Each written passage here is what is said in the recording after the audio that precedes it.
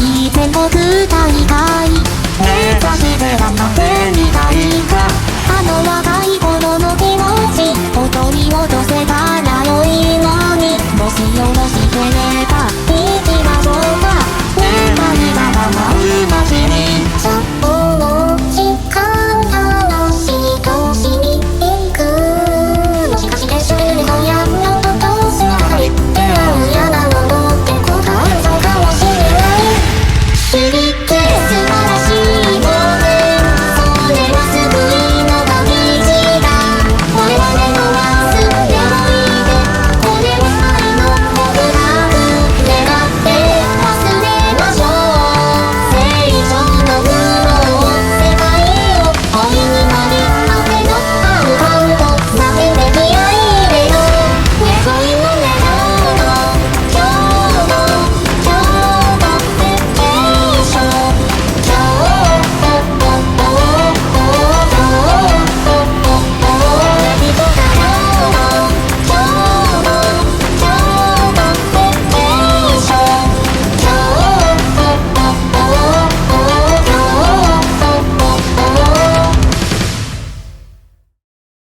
Hello and welcome to Japanimation Station's Kyoto Vacation, an anime podcast brought to you by the folks at the Weekly Stuff Podcast. I'm Sean Chapman. And I'm Jonathan Lack.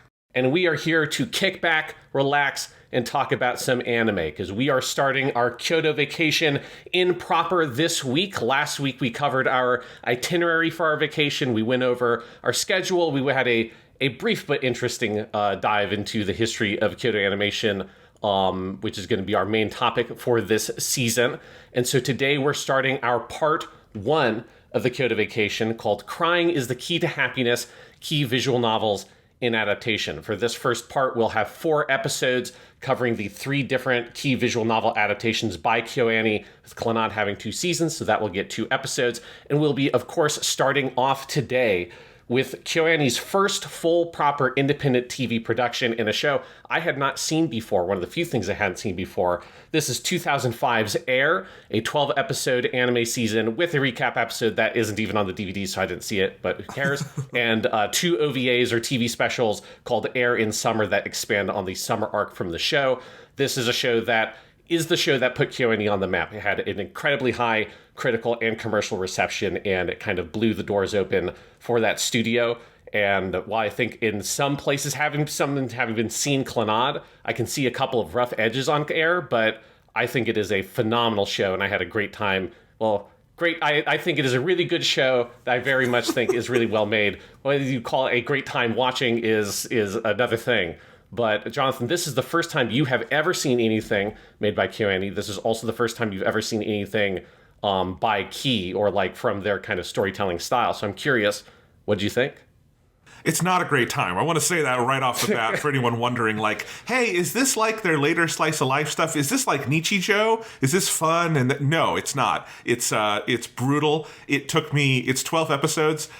It took me the whole week to get through. Just kind of, there were ones where I would sit down to kind of watch episodes for the night, and I would hit one, I'd go, oh, Jesus fucking, and I would just walk around and not watch anymore that night because I couldn't do it. The final 2, I had to, usually I'm down to the final episodes, I'm binging through. I had to just take a break, and my dog has had a little ear infection. I've been having to do this medicine in her ear, and that takes like 10 to 15 minutes, and I'm like, we're just going to do that now, Phoebe, just so I can do something nice before I watch the brutal ending to this. I mean, it's weird because it is not, it's not sad in quite the same way of something like Grave of the Fireflies that is like gritty and true story and all of that kind of stuff. It is just emotionally wrenching though, and it is, I want to underline what you said. It is phenomenal. It is beautifully done. It is tremendously animated. I had to keep like checking, was this actually done in 2005? Mm-hmm. Because if you compare this to other circa 2005 digital productions, this looks utterly stunning.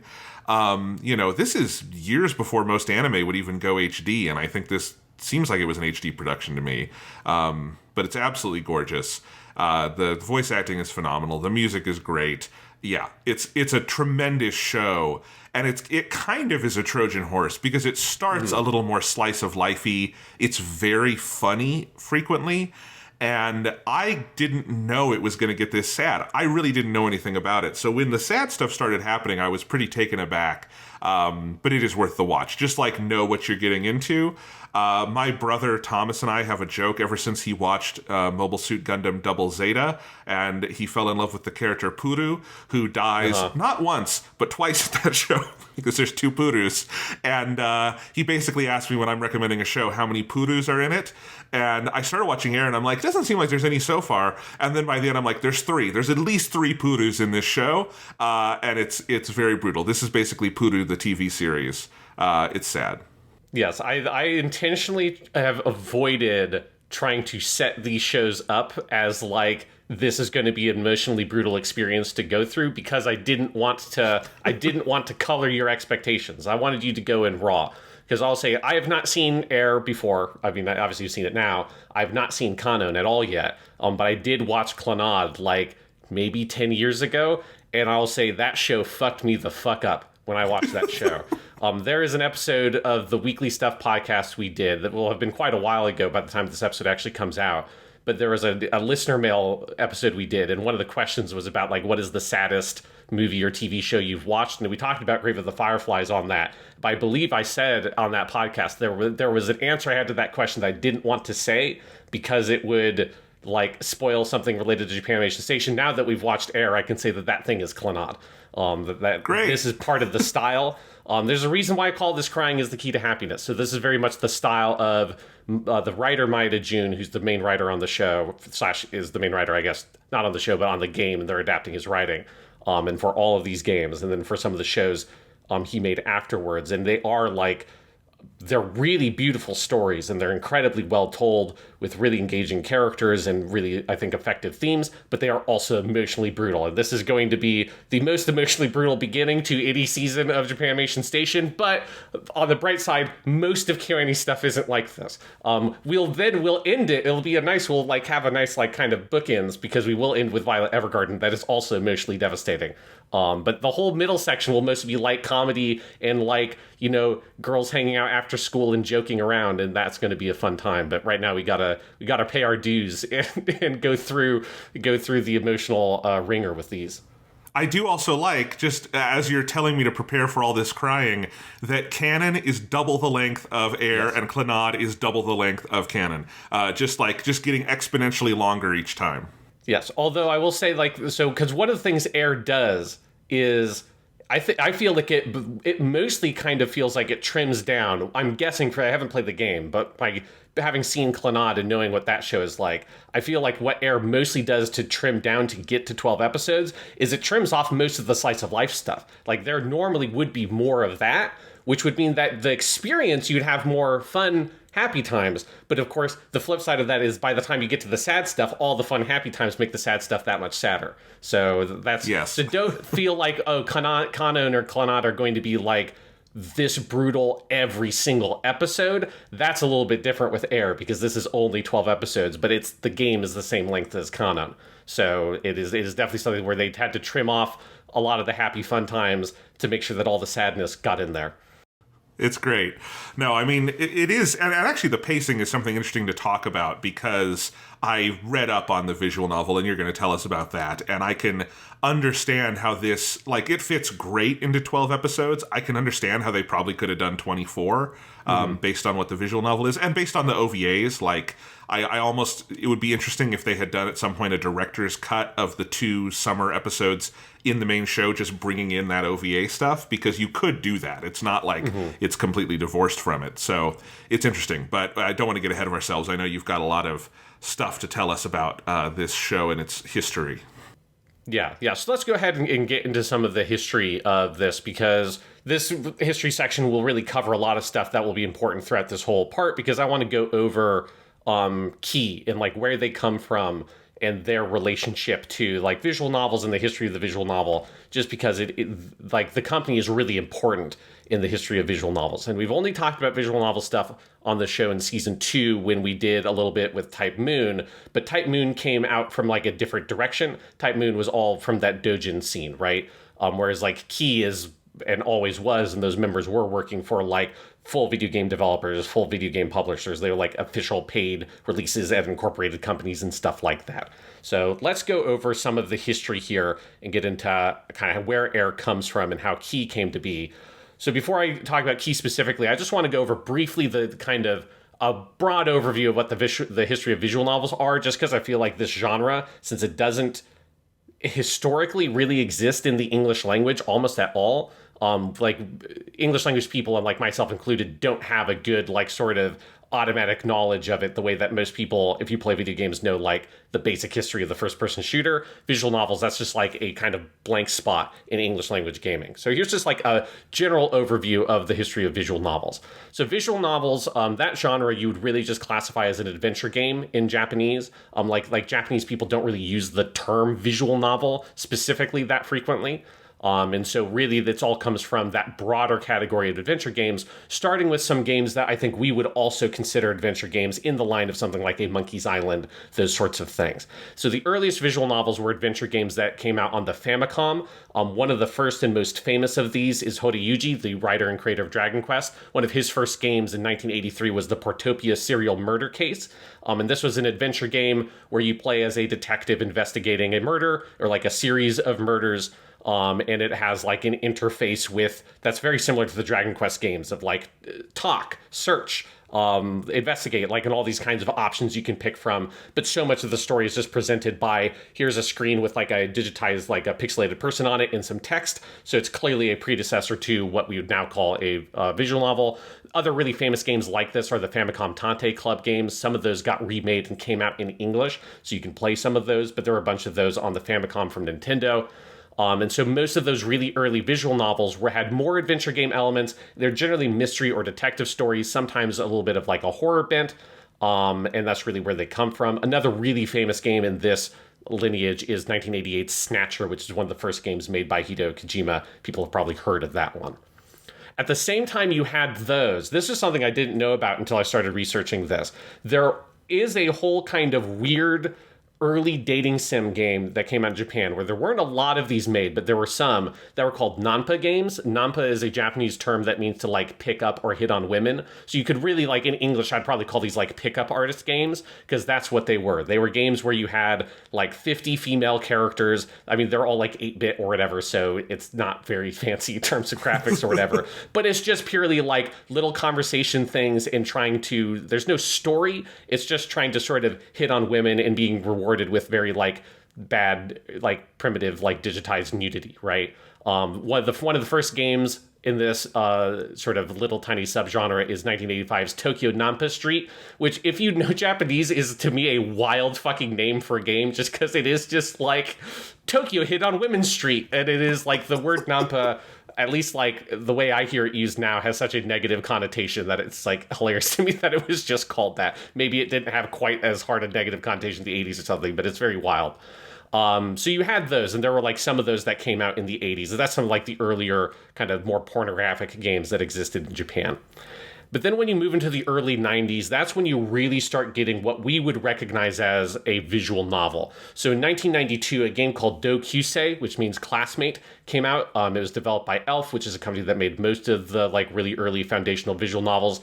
And Dokyusei kind of comes out of that Nampa genre.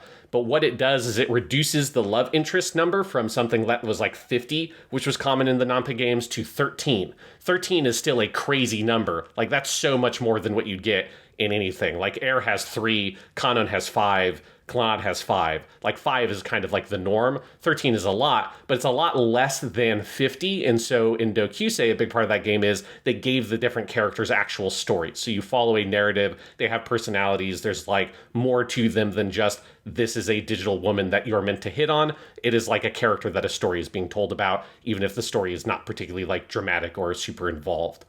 Then the other big game, this is one people might have heard of because it's in my books like one of the most influential games ever, is 1994's Tokimeki Memorial. Tokimeki is like the granddaddy of the dating sim game. All the kind of dating sim tropes and structures really come from Tokimeki. That kind of like solidifies all of those into one game. It originally released on the PC Engine, though there were ports of Tokimeki Memorial, and they had 100 sequels that came out on like every platform, obviously only in Japan.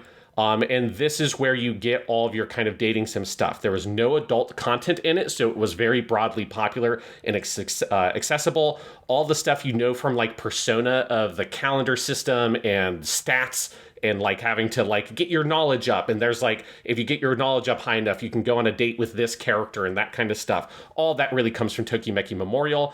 And that had, similarly to Dokusei, it had more of a story and it had more character to the women, because obviously there's also no adult content. So you're not kind of rewarded with, oh, here's like a nude shot of this character. It's more, you're rewarded with, hey, like I really got to know this character in the game. And then like, you were successfully able to see all of their events, and at the end of the game, you end up dating. And so that's what Tokimeki Memorial was. That game was hugely popular, massively influential in Japan, and started a long line of like Tokimeki kind of like ripoffs in Japan.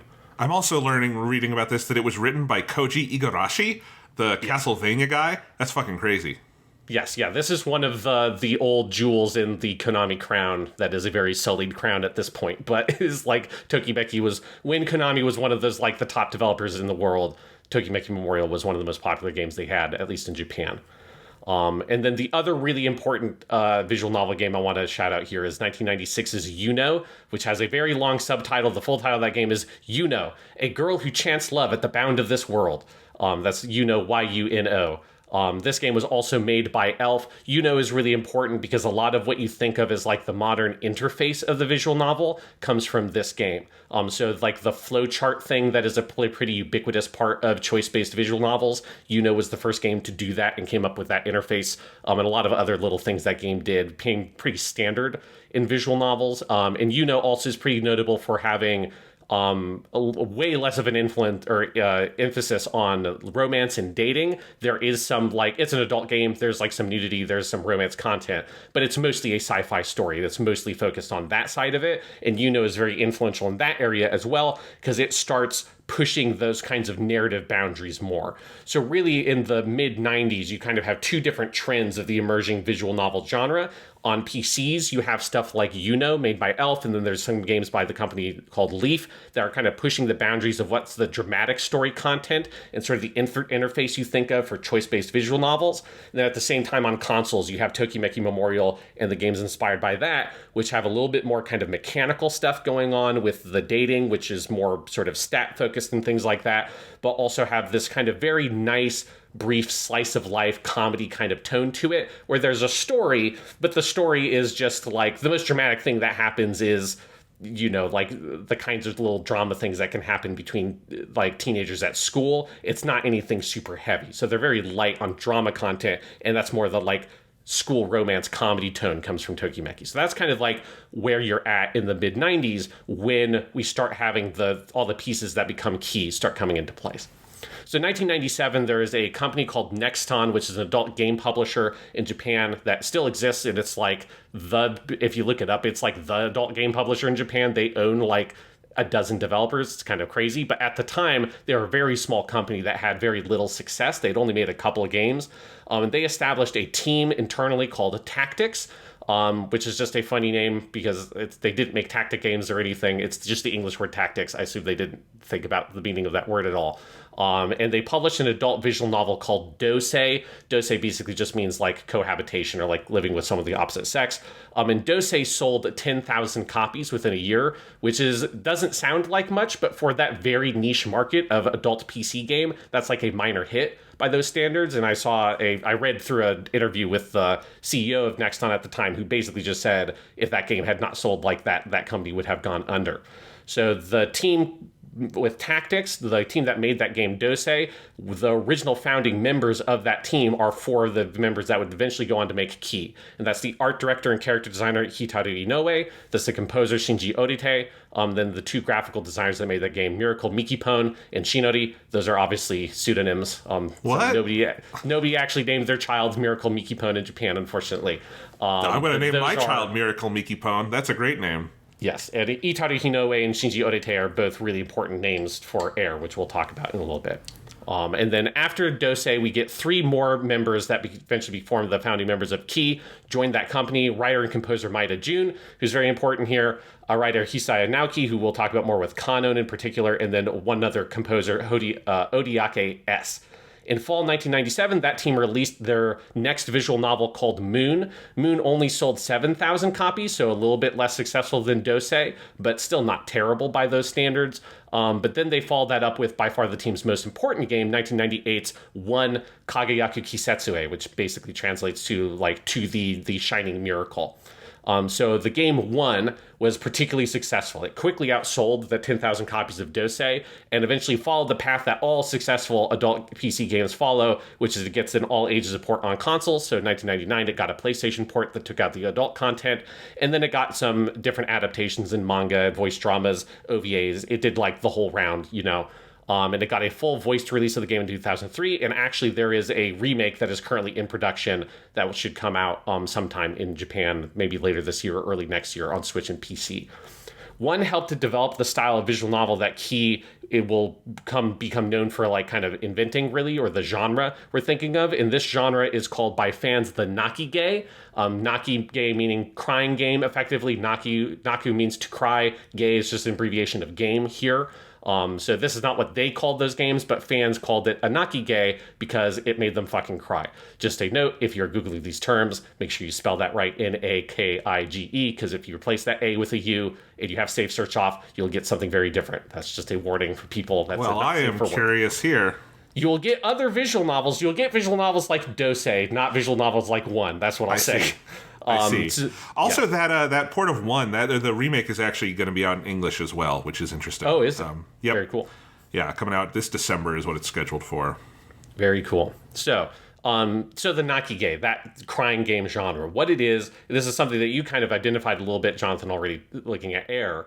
The innovation of the Nakige was they kind of combined those two different trends going on in visual novels. You had, for the first half of the games, like a comfortable daily life romance kind of tone where Air is actually slightly unusual in this, and that the main character isn't going to the school, but most of these games, you're a high school boy who's going to the school, you meet a bunch of girls, usually like 5 of them, and then you have like wacky, fun daily life adventures as you get to know the girls, and sort of just light a comic tone to it that sort of makes you fall in love with all those characters. But then in the second half, you get that more melodramatic, much more ambitious, dramatic tone to the stories that then really kind of takes all that love and affection you've established for the characters in the first half of the game, and then leverages that to just rip your fucking heart out of your chest and emotionally destroy you, right? So it's like, it is that it's like a feint or something. They set you up with this, it feels like it's just another Tokimeki Memorial game.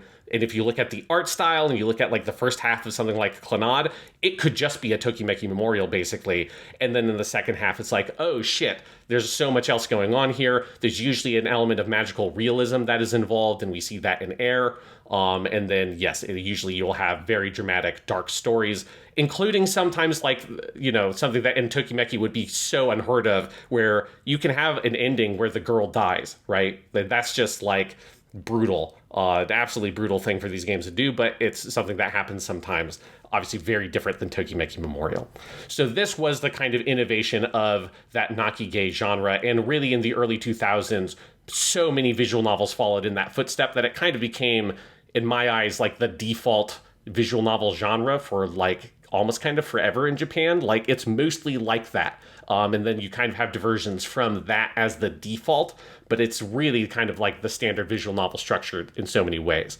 One was highly influential in that visual novel space for a lot of reasons. One of them being something that I want to mention just because it connects to Type Moon, which is Kinoko Nasu and Takashi Takeuchi of Type Moon were fans of One, and Nasu has said that it served as an inspiration for him to write visual novels in the first place. I found an interview where he said that he had read a review of One in an issue of Famitsu that described the game as being a seemingly orthodox romance game that belied a deeper sci-fi story underneath, sort of kind of setting up what I was just saying with like the Nakige. And so Nasu was intrigued. He tried the game out. He was hooked, and that game made him realize that he could write the kinds of stories he liked in a game like that. And he also said that the inspiration for having the text overlaid on the whole screen rather than just a text thing at the bottom, which is what Type Moon's visual novels are like, that inspiration was from the PlayStation version of 1, which was the version that Nasu played. Another part of that anecdote is that Takashi Takeuchi also liked 1, but he played the PC version, so he wanted to have the text at the bottom, and Nasu obviously went out on that argument. And I actually really like the text on the full screen format. I think it works. Because they're still doing that, even with their like super high-tech remakes now with like Witch on the Holy Night and stuff. Yeah, so it's all that comes from, in many ways, just the PlayStation version of this game 1. So after the success of 1, there were some disagreements with their publisher Nexton. So the team at Tactics left, and they formed their own company, which they named Key, and under a different publisher, the company VisualArts. So that's why if you see Key credited, it's always Key/VisualArts. VisualArts is the publisher, Key is the developer. And that name, Key, was inspired by a music store sign that the writer Maida June saw. And so the key technically refers to a musical key, not like a door key, though they oftentimes fans will make puns on that either way, because it is just the word key in English. It's not kagi. So then we have Key now. I'm not going to go into super depth with Kanon, but just mention their first game is Kanon. Obviously, Kanon had an adaptation in 2002, which is why that kind of got skipped over for KyoAni. Then they started with Air, but Air is their second visual novel, and so the order is kind of flipped in between the anime adaptations and the visual novel order.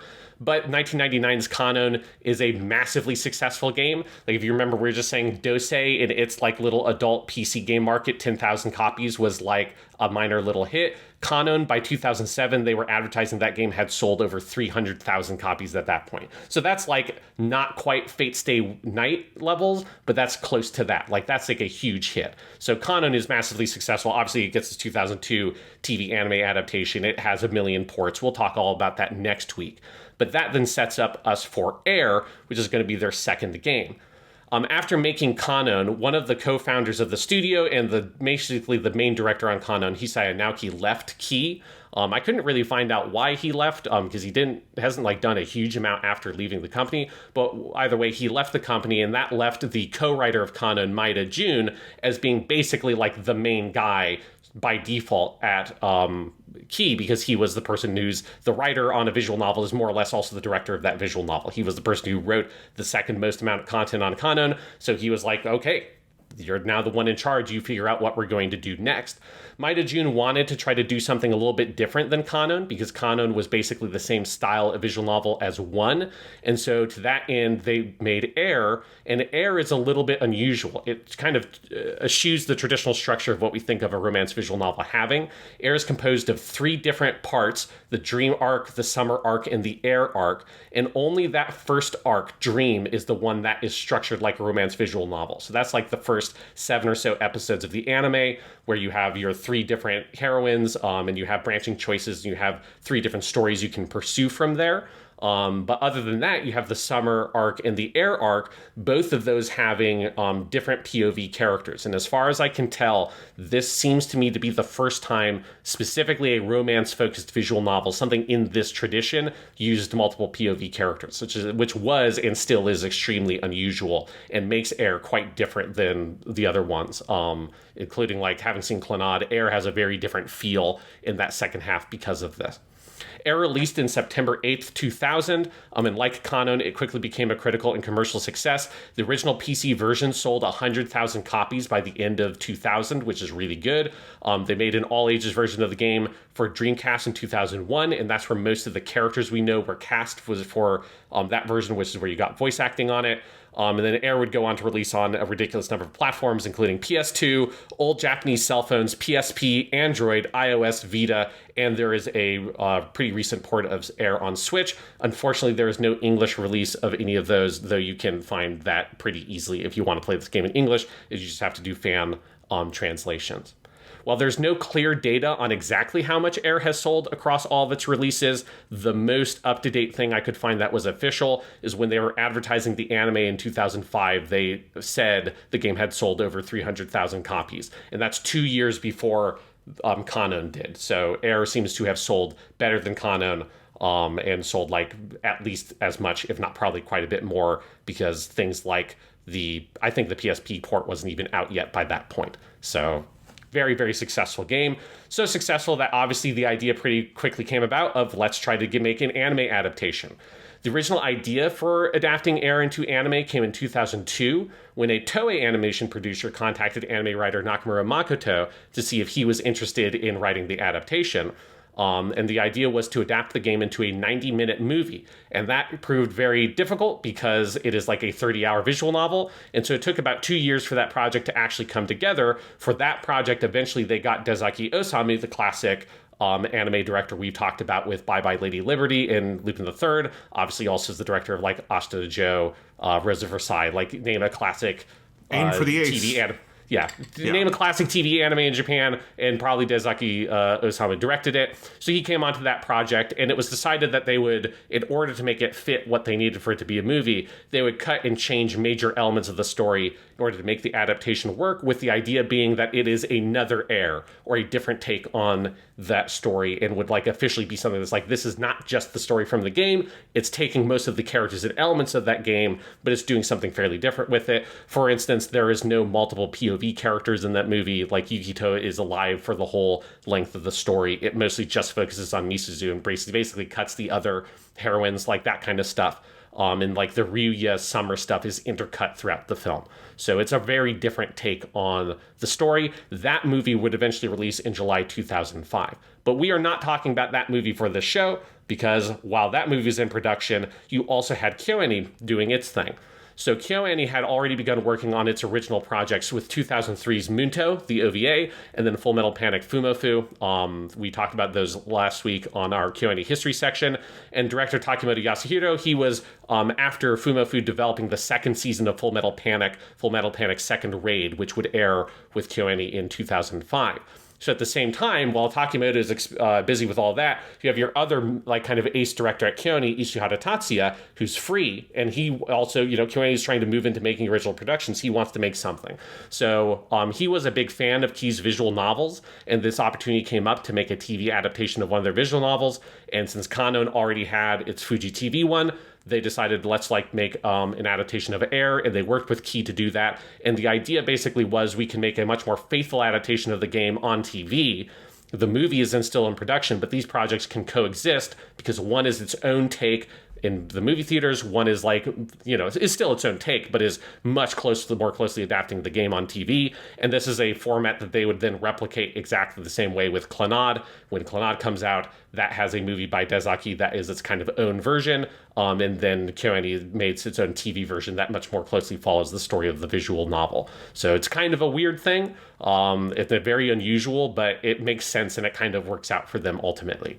Air becomes KyoAni's first basically independent production, as independent as any production KyoAni has made. Their only regular sort of piece of outsourcing on the show is them using the South Korean studio Anna Village, which is one of their regular partners, to do a lot of some of the background art stuff. So other than that, this is KyoAni flexing their shit and saying hey, we can actually do this. We have the people, we have the production process in place. We can make our own anime. We can make anime to the quality that we want to make it. And Air is the thing that really proves that. The show airs from January to March 2001 with 13 episodes. With it would be 2005. It is 2001. Oh, sure, yeah, 2005. Sorry, I was thinking the game. Yes, 2005. The last episode is obviously a recap episode, so we're not focusing on that. The adaptation quickly drew attention from fans for its extremely high quality, especially compared to other similar shows. I've seen some other visual novel adaptations around the time, like the adaptation of Da Capo and Shuffle. And this, Air is good on its own. When you watch it compared to most anime in 2005, but particularly other anime adapting those visual novels that all were coming out influenced by Key's stuff and were super popular, like Da Capo and Shuffle, Air blows them out of the fucking water. It is crazy how much better it is than those shows. And so the critical success of Air quickly made KyoAni a brand name that otaku were paying attention to, right? KyoAni had always been popular within the industry, but now this is a thing that anime fans were keenly aware of KyoAni. KyoAni did a good job of promoting the show. They had released a kind of special edition DVD before the release of the show that had behind the scenes stuff and interviews with the staff. So KyoAni started an early tradition of really actively interacting with their fan base and kind of getting their name out there, which is one thing that worked really well, particularly with like the way that otaku culture works. So it really felt like KyoAni understood the audience they were making the show for. And to that end, the DVDs for Air were the second best-selling anime DVDs of 2005, with the number one selling title being something that is like a Doraemon-esque, like big kind of cultural hit. So it's like of things comparable to Air, it was by far the most successful release in that year for anime. That popularity led to it getting 2 specials aired in the last week of August and first week of September, which flesh out the summer arc, Air in Summer, and we'll talk about those as well. And something you were kind of hinting out earlier, Jonathan, Air is one of the first anime to receive a Blu-ray up conversion. It was originally released on DVD, but in December 2006, they had a Blu-ray release that had a 5.1 surround sound remaster of the audio as well, because 2006 obviously is around the time the first Blu-rays were coming out. That's the year the PS3 was released, stuff like that. So it is of like the top quality of anime you could really do on TV in 2005. Air is like pushing all those boundaries as well. Yeah, and this is interesting. The DVDs we have in the US from Funimation, they're DVD only. They do have the surround sound mix, though, for the episodes, which is kind of interesting because even today, the surround sound mixes are almost never made for TV anime. That's extremely rare. So it's interesting that this show has them. Yeah, and it's something that like you can feel that KyoAni wanted to like push those boundaries with what they were doing with the show, because there's also a lot of digital effects which we'll talk about, like the water and things like that are also, I think, very ambitious for the time and work incredibly well. So before we get into the show, there's a couple other things I want to go over in terms of the staff that makes it. So there's 2 people I want to talk about from Key specifically, because they're pretty important names to be aware of. So the first one is Maeda Jun. He's the main writer of Air. He will also be the main writer on Clannad, and he's one of the main writers on Kanon. And he is like what I would call the face of Key. He is by far the most well-known creative figure at the company. Obviously, like these visual novels are huge. There are lots of writers involved with them. You can't like pin it all just on one person. But like if you want to pick who is like the most influential person on these projects, it's very clearly him. He is also a composer, and he makes some of like the songs as well. Usually like for this one, he didn't do the opening and ending themes, but he usually does the opening and ending themes on the anime versions. He started writing and composing music in high school while attending university for a degree in psychology, which I thought that was an interesting detail, is that he has a degree in psychology. It was like, maybe that's how he knows how to fuck people up emotionally so much. And he began applying for jobs at game companies, and he started applying at adult game companies because he figured that it would be easier to get a job there. And he initially applied wanting to be a composer. We didn't have any success with that, and so he got a writing job, and he was particularly inspired by that 1996 visual novel And so when he started working at Tactics, he was one of the main people working on Moon and then One, and helped kind of bring some of that kind of deeper storytelling stuff that was doing to those games. When the staff created Key, as I said earlier, he is the person who came up with the name, inspired by musical Key, and he is one of the main writers and composers for Kanon. And then I was talking about earlier, when Naoki left, that's when Jun became like the de facto guy. He is the main director on Air, Clannad, and then the game that Key made after Clannad, Little Busters, which obviously doesn't have a KyoAni adaptation, so we won't be looking at that. After Little Busters might reduce his involvement at Key. He still works with them, but he kind of started doing a lot of other projects as well. The most well-known other thing he did is the anime Angel Beats, which is very good, and has some clear similarities to Air as well, which I found interesting. Also, the show Charlotte, which I've seen, which is not as good, but is a decent watch if people want to check it out and need something to cry to. That one will do that to you too, even if the show isn't as good, I think, fundamentally. And he's done some other stuff as well, including he's one of the main writers on the gacha game Heaven Burns Red that Key is also working on, which is like their big project right now in Japan. Many of the trademarks of the Nakige genre we're looking at like very clearly bear Maeda's influence, because all the stuff he made that aren't visual novels still do all the same things. So that really kind of melancholy and tragic tone, the magical realism stuff, like Angel Beats is a show that is literally set in purgatory, whereas Air is a show that feels like is metaphorically set in purgatory, but all that kind of stuff is stuff he's very interested in. And then there's always a really big focus on family, especially mothers and daughters, and that's like a really common theme in his work. While people often think of Maeda for his writing, In every interview I saw with him, the main thing he always said is that his favorite thing is music, and that's what he composes. He basically said in one thing I saw that, like, he said, like, oh, I don't really watch movies, I don't really read books, I don't really, like, play games. Like, I mostly just, like, I like writing and listening to music, and that's, like, his main hobby. And so, you know, respect that, because it's, like, he's very good at it. And he usually doesn't compose, like, the majority of the soundtrack. He usually picks out, like, a couple of key songs, which is the case for Air, which we'll talk about later, and he composes just a handful of them, but really kind of like tries to make them as good as they can be, and they're really like the vital songs in the games. The other big person to talk about from Key is Itaru Hinoue. This is the character designer and main artist, her involvement goes all the way back to Dosei. She was inspired by Dokusei, that 1992 game that I talked about that like kind of changed the Nampa genre into the dating sim thing, and that was the thing that inspired her to try to become a professional artist, which I thought was an interesting detail I learned. Her art style can be fairly divisive, but it is hugely influential in the visual novel space, right? So she basically took the trends that were happening in anime art already, which was like that wider, rounder faces, exaggerating the eyes even more, making them sort of more wide set, like making the mouths and nose smaller. Those were all trends that already were happening, and she just sort of like, her art really like pushes that out even further. They're referred to by fans in Japan as Itaru-e or Itaru drawings. That's what that art style is referred to. But we have seen this art style in other places like Gundam Seed. I don't know if Gundam Seed was specifically influenced by Itaru or just like the trends at the time, but she's like one of those artists that really kind of popularizes a lot of this character design trends in the early 2000s because of how kind of ubiquitous these visual novels and their adaptations became. She did leave Key in 2016, although I believe she's working with Nexton on that one remake, so she's still involved with some of that stuff. But it's definitely like when you're thinking of the art and the style, this is the artist that kind of like created that style. Yeah, I mean it's incredibly striking because you're mentioning like other like style, like people borrow this style, but there is something when you see like her actual like characters, it's you immediately notice it. Like I remember when I got all the DVDs in for this season I bought a bunch of the KyoAni stuff at once, and the Kanon and Air DVDs just immediately like are like, oh, these look very different.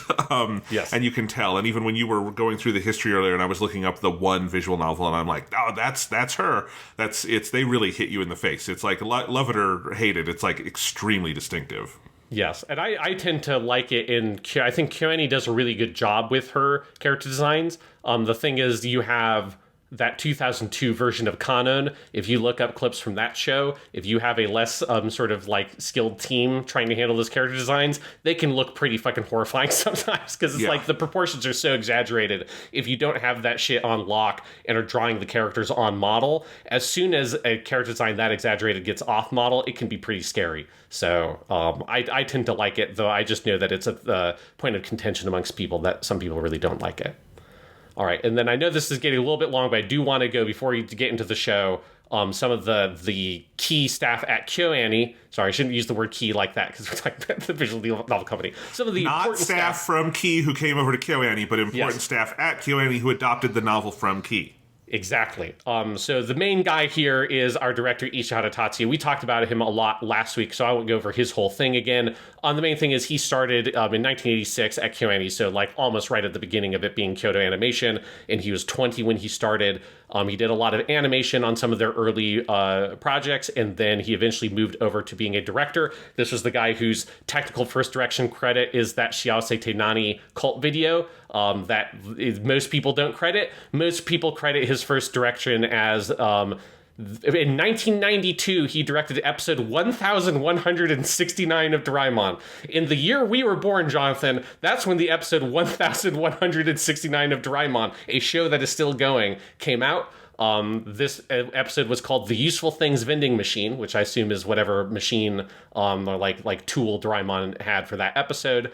So he directed that. That was his first episode direction. And then after that, he is a guy who he does not really do animation once he moves in directing. Like that clearly is the thing he is most passionate about and likes doing. He's the guy who has directed the most stuff at KyoAni. So he's the director we're going to see the most, particularly in that like series director role.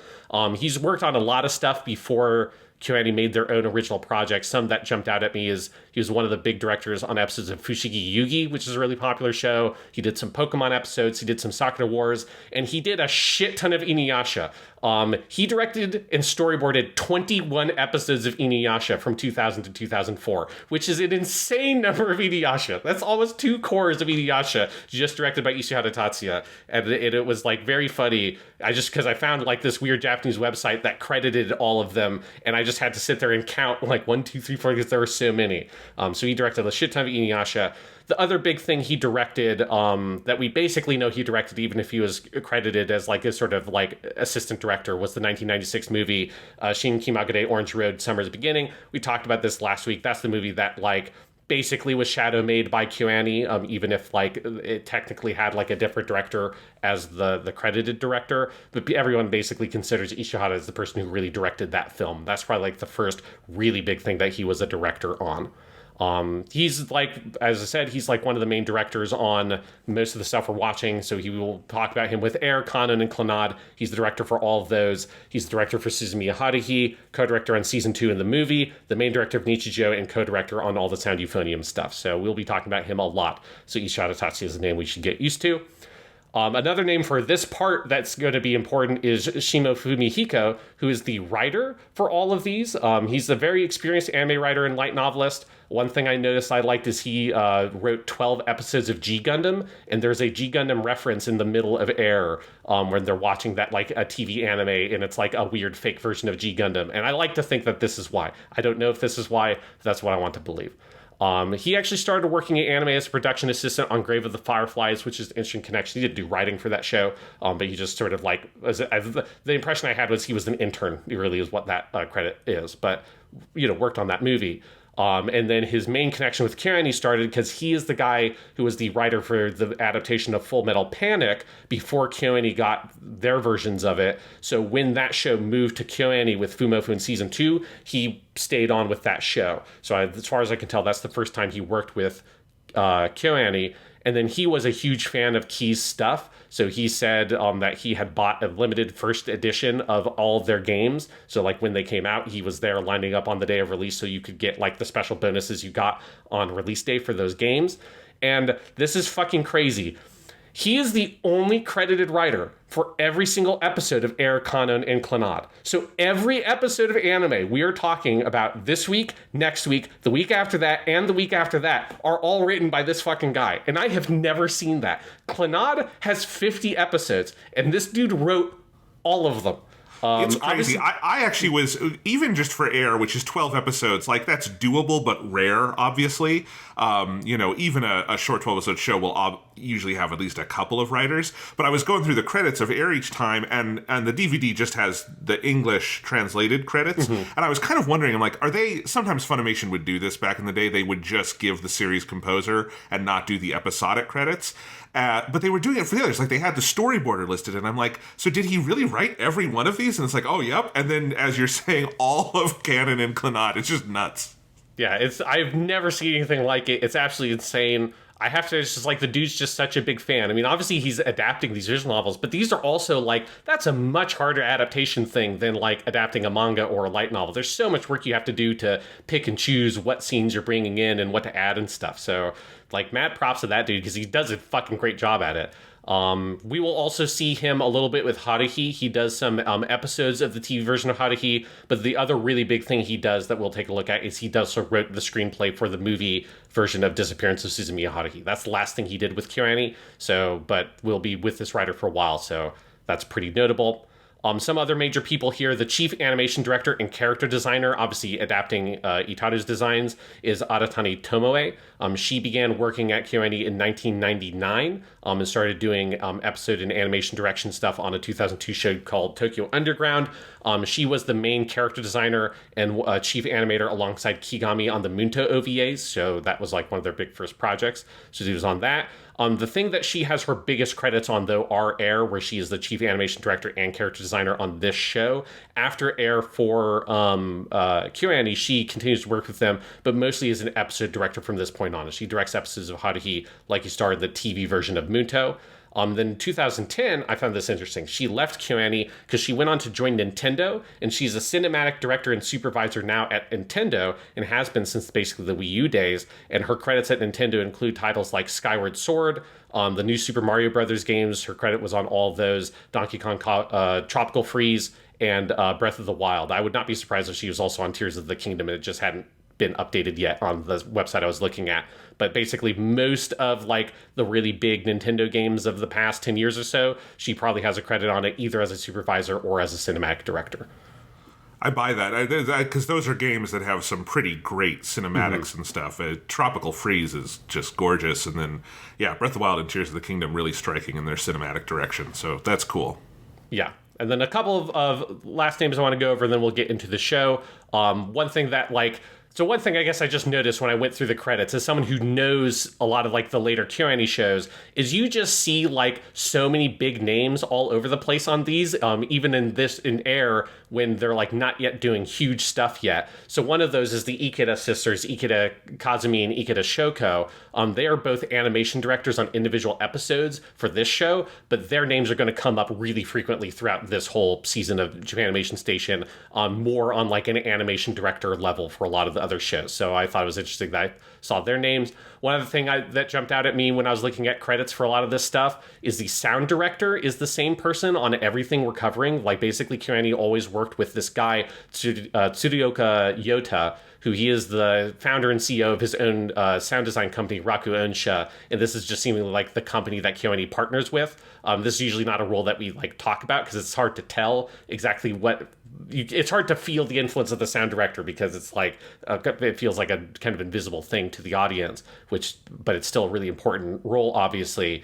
And I thought it was interesting that this guy is the sound director on everything we're watching this year.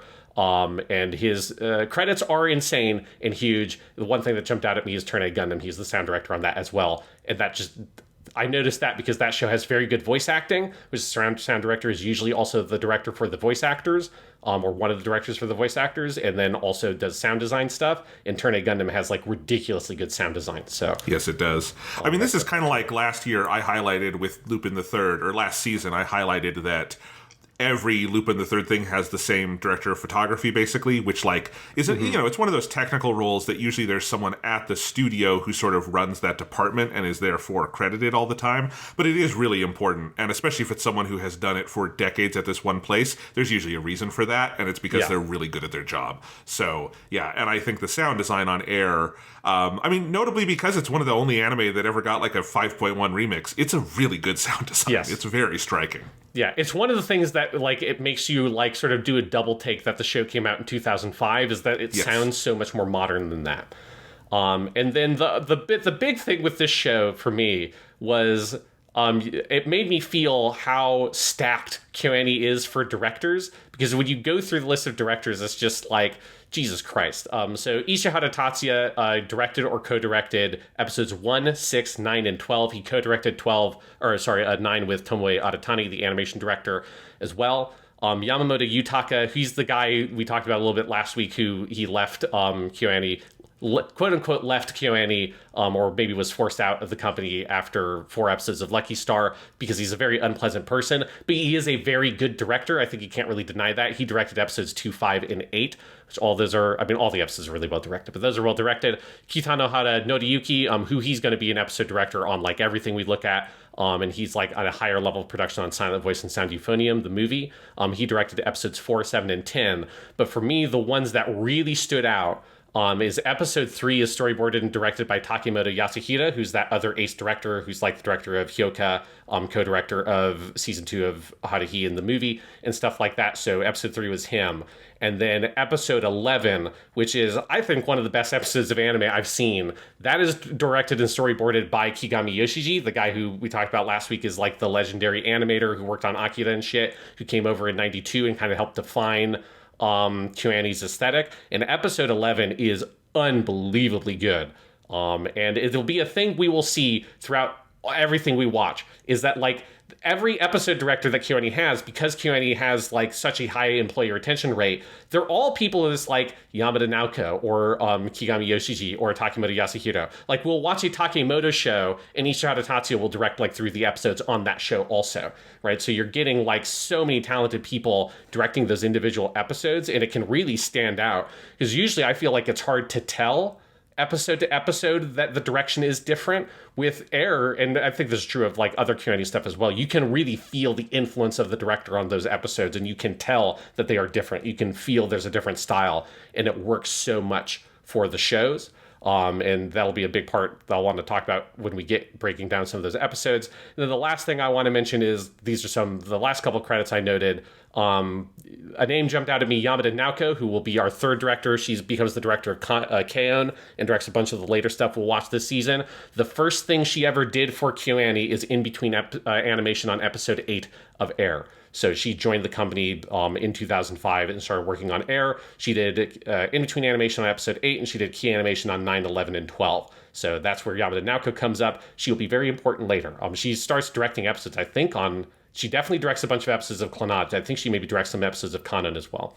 Then Ishidate Taichi, he is the director of Violet Evergarden. He worked on episodes 1, 3, 5, 6, 9, and 12 as an animator. So he did a lot of animation on the show. And then the weirdest credit that I spotted was Watanabe Masaharu, who people would know as the director of the very popular isekai show ReZero.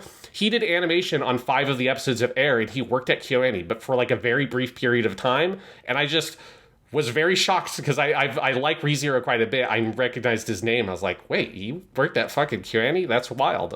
But yeah, he worked at KyoAni and now is the director of ReZero. So that is all of my credit stuff. But the credits at KyoAni stuff is so ridiculously stacked. You could just spend hours and hours going through every single name and seeing all the other stuff they worked on, and like how they went up and up and up in stuff in their career, from Air being like the starting point for most of these people.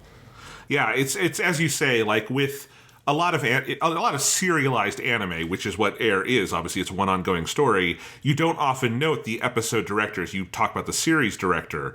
You know, if you're talking about like a Gundam show, you're talking about Tomino. You're not talking about who's doing the individual episodes. It's more often an episodic show like Lupin the Third, where you're thinking about who directed it, because that style comes through with the story and everything. But you're right. I mean, the 2 you noted here, episodes 3 and 11, I think those are the 2 that I noted. It's like, oh, these are like unbelievably well directed, and they're different. Like you watch 1 and 2, and then you get to 3 and you're like, this feels different. And then I noticed the name is one I'd been typing up in notes, because he's one of the main guys here, and it's like, oh my gosh, we're seeing them all here from the beginning, because KyoAni is all working internally, and that's really interesting. Yeah, it was one of the distinctive pleasures of watching Air, was just like seeing all those names, as you say, like being mixed into this one show, and seeing like that influence pop up here, because it's one of the things I think makes Air feel really special, is like how much those creative voices come through. Absolutely. Japanimation Station. Thanks for listening to Japanimation Station. If you're enjoying the show, please remember to like and subscribe, leave a review on Apple Podcasts or Spotify, and tell your friends. You can support the show directly on Ko-fi at the link in the description, and remember to check out the Weekly Stuff podcast, our long-running series on movies and video games and everything else on all platforms. And now, back to the show.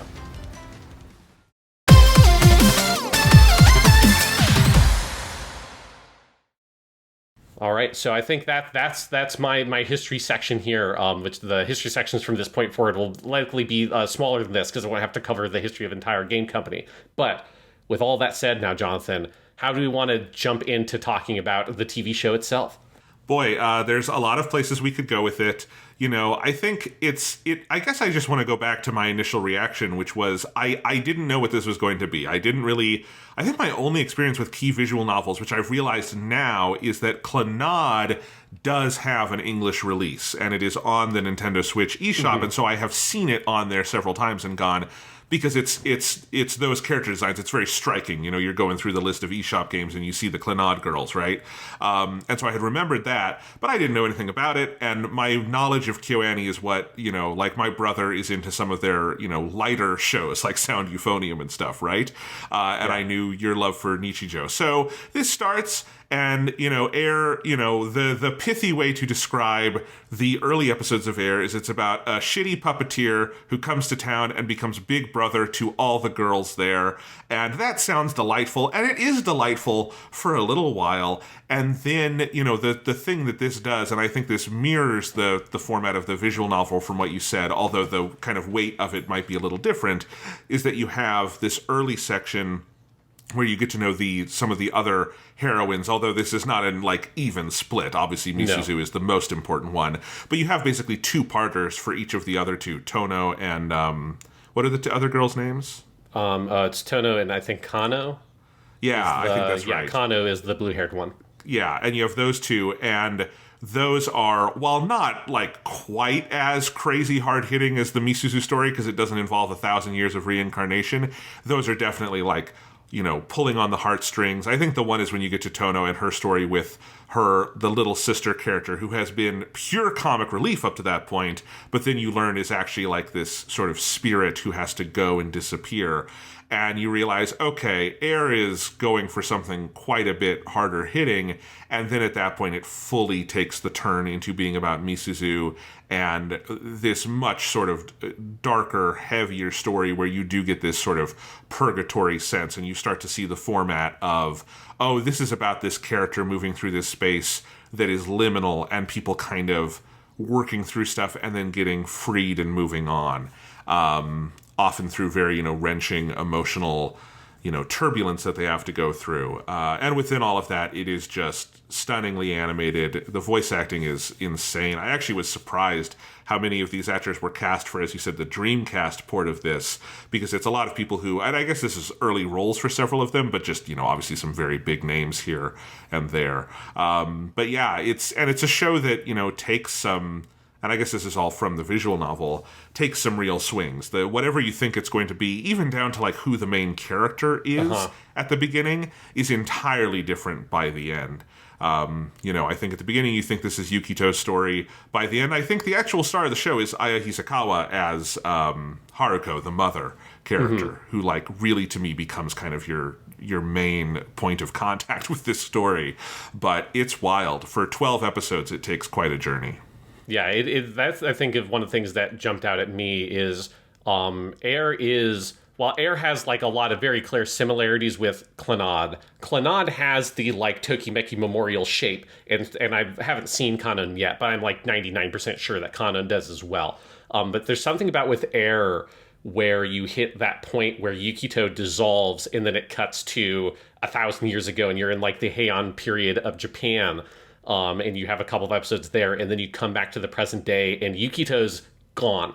The character you thought was the protagonist is not the protagonist anymore. That's such a crazy move. And I, vaguely knew there was, a multiple POV thing. I knew that there was there's a part that takes place in, the distant past. That was, one of some of the few things I sort of picked up when I was doing research before I saw the show. But I did not know that, the guy who is the main character for the first part of the show is just gone. And the way in which that for the genre, it totally rips away the sort of fundamental fantasy of the romance visual novel, which is a thing that the Nakige does anyways, right? If you kill off one of the heroine characters, that is also ripping away the fantasy of the happily ever after, we fall in love, a high school romance, and then you get married or whatever, that kind of thing. So that genre already does that. But the way in which this very confidently just says, yeah, no, this is not a story about that. This is just fundamentally not a story about, heterosexual love and heterosexual pairings. It's a story about mothers and daughters. I think that's, one of the things that really impressed me about the show. We talked about, for us, this was very recently. By the time this podcast comes out, it'll have been a while ago. But we did very recently, in our dimension of time we exist in, the season 3 episode of Kimetsu no Yaiba, where we talked about that. And on that episode, I talked about the Kisho Tenketsu story structure, because Kimetsu no Yaiba uses that structure really well. And Air is actually another thing I would point to, because it's a very clear Kisho Tenketsu shape that uses the structure really well. To go over it very briefly, Kisho Tenketsu is a 4-part narrative structure. Ki is the beginning that sets up all the pieces. Sho is a continuation that develops all the pieces that were set up. Ten is a twist or turn in the story that introduces a radical new element that puts you off balance and might be kind of like incoherent at first with what came before it. And then the ketsu is the conclusion, or the tie, like tying a knot, that combines the radical new element of the turn with all those original things established in the Key show section. Kimetsu Yaiba uses the structure brilliantly. If you want me to hear me talk about that, if you don't remember, go back and listen to the Kimetsu Yaiba season 3 episode we did. But for Air, like the shape of the Kisho Tenketsu is so effective, where the key is those first couple of episodes that introduces that original set of like girls and stuff in Yukito. The show is the continuation where you're getting the little stories for each of those characters. Kano gets her story, Tono gets her story, Misuzu gets her first part of her story, and all of those are like, building naturally from the pieces set up in the first few episodes. And then the twist is one of the most extreme twists I've ever seen in a show like this, which is we are going to take away for 2 episodes in the TV show, or 4 episodes if you count the specials, or obviously like much longer in the visual novel. We're going to take away every single character you know. We are going to go back 1,000 years in the past, and we're just going to tell a different story with a different cast of characters that you as an intelligent audience member can make assumptions for why it's important, but you are not told explicitly at the beginning of that section, this is why this is important. And that is like the most classical version of like a very hardcore version of a tin or twist in that story structure, because you're just like thrown to the winds. If you imagine someone being like half watching the show while they're on their phone, you would be totally fucking lost if you're not paying really laser close attention at that point. And then when you get to the Ketsu section, which is when you come back to the present day, I think what's brilliant about the show is that the way that it ties that knot together and combines the 2 threads, the Key show and the Ten, is it says, this show has never been about Yukito. This show has always been about mother-daughter relationships. And the way that has recontextualizes everything in the show, because the Kano story is about a mother-daughter relationship, the Tono story is about a mother-daughter relationship, the past story is about a mother-daughter relationship, and then the final section is about Haruko and Misuzu. And that's like the sort of ultimate story that the show wants to tell, is about those 2 characters, because those characters are from the Key show section of the story. And it's such a beautiful and a really effective story shape, but it is a really radical one. Like, it is taking a big leap of faith on the audience to be able to go along with how intense those shifts are, but then the way in which that thematically sort of dovetails together in that final section. Like, even though the show is only 12 episodes, and so it has way less space than something like a Clannad to build up the emotional investment, like, it gets like a pretty equivalent impact to me at the end, where you are left by the end of the show staring off into the middle distance, like emotionally devastated, but also emotionally devastated in some of the sadness of what happens, but also the beauty of everything that just happened as well, through that mother-daughter structure. And that is like the thing, I think, to me, is like the basis of the story as I saw it when I got to the end, that I thought was so effective. Yeah, and actually, this is where I think, while I can imagine a longer adaptation of Air that is more episodes, I think 12 is roughly the right length. I think because that Kisho Tenketsu, and I was thinking about that too while watching it, Sean, because as you say, we recently recorded that Demon Slayer episode. It is so tight, and I think that if you had a much longer first half, while it might be fun to spend more time with some of those characters, I also think like the violent rip the, rug out from under you and then having to come back and tie it all together, it might feel too diffuse if you didn't have it all kind of in a compressed amount of time. And I think you can see the shape of it while you're watching it as it comes together. And those last couple episodes are just stunning in that Ketsu idea, the idea of the tie, where you do feel things that on paper seem wildly disparate all come together in a knot that also puts a knot in your stomach, right? It's really beautifully done. And I think structurally, this show is just incredibly smart and sharp in how it does all that. And those swings are big. I mean, you're talking about not only do you leave the world of the show behind for 2 episodes, you leave the voice cast behind. For a animation studio to do 2 episodes of a 12-episode show that are not able to reuse any like backgrounds or character designs or anything, this would be even harder harder in live action, obviously, because you have to go somewhere. But even for animation, remember, like, you do kind of have sets in animation. You have, you know, the house that Misuzu lives in. Maybe you're drawing new backgrounds for it, but you fundamentally know the space. You have to invent everything for those 2 episodes in ancient Japan and then come back to the present. And just, like, the ambition of it is really striking. Yeah, and I think it is something where there were, like, moments in the first half of the series where, I mean, I was always enjoying the show and thought it was well made, but there were moments where I was, like, wasn't sure about, like, oh, you know, like, was Kano's story felt like a little bit brief to me, and, like, Tono's story was, like, better, but also felt a bit brief. But I do think there is something about once you get into the Misuzu, like, episode 7, which is the big Misuzu one that ends her... that first part, the dream arc, I guess, of the story, that it does, I think, sort of, like, put into relief, okay, this is how this show is playing with these elements. It, like, makes it clear, okay, we're not just going... Because I guess, like, I wasn't sure how much of this would be like we're just doing 2-episode arcs with all the different characters, and that's just how it will be for the whole show. Because if this was Clannad, that would be kind of how it was structured, and that's, like, not enough time because to build up those individual stories.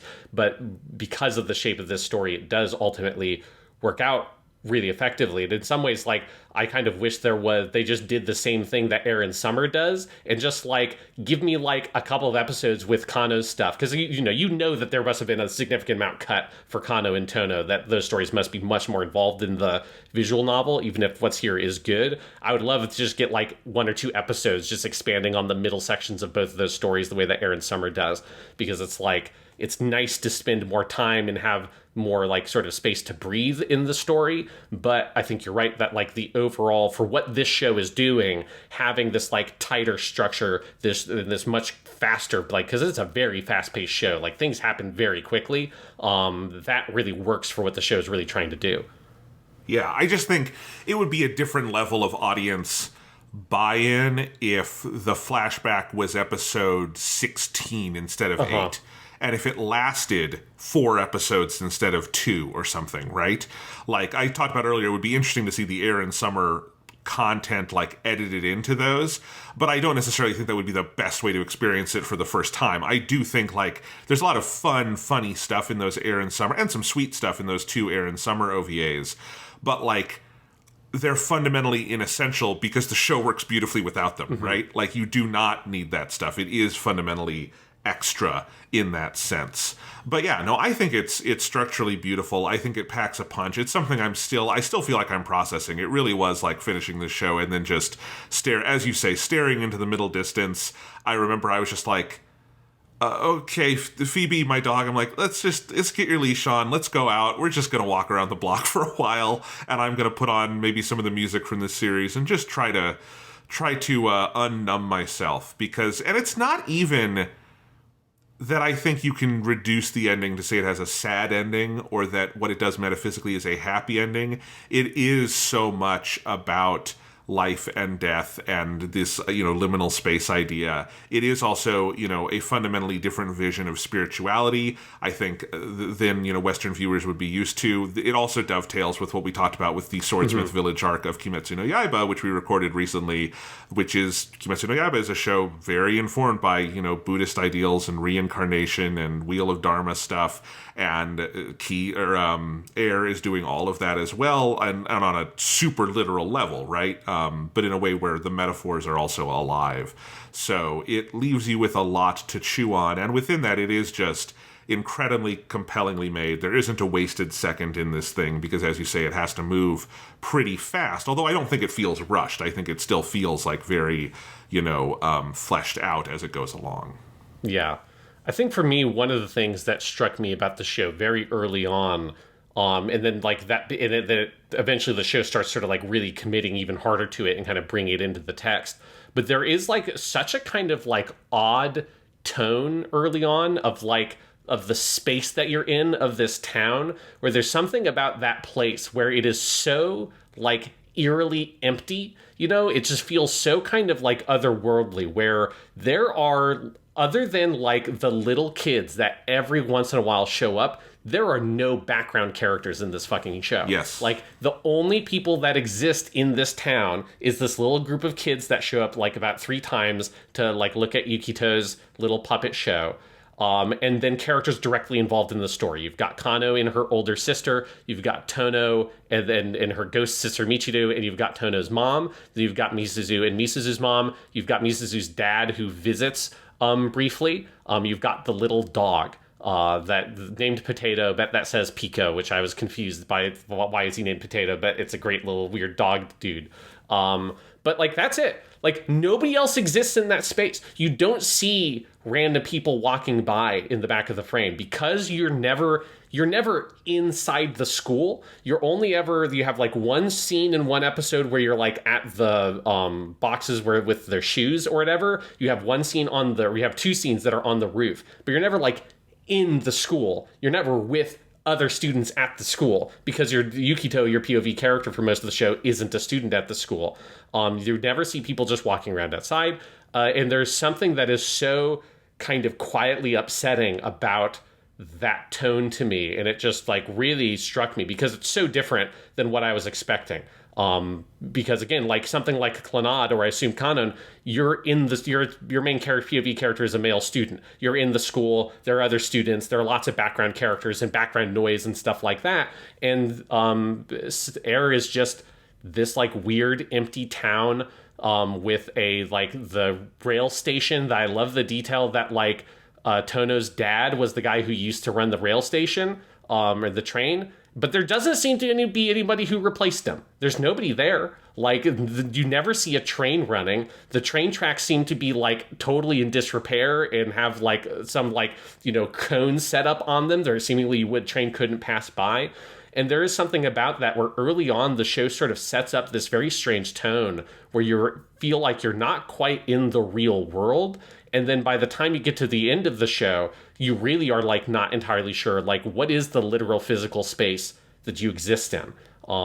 Because it is like, I don't think it's meant to be like a literal actual, this is like literally purgatory-ass purgatory in the way that Angel Beats is literally purgatory. Like it tells you up front that show is set in a purgatory space. And to be clear, like purgatory is a thing. I'm using the Christian word for it, but there is a Buddhist concept that is very equivalent to purgatory that I think this would be referencing.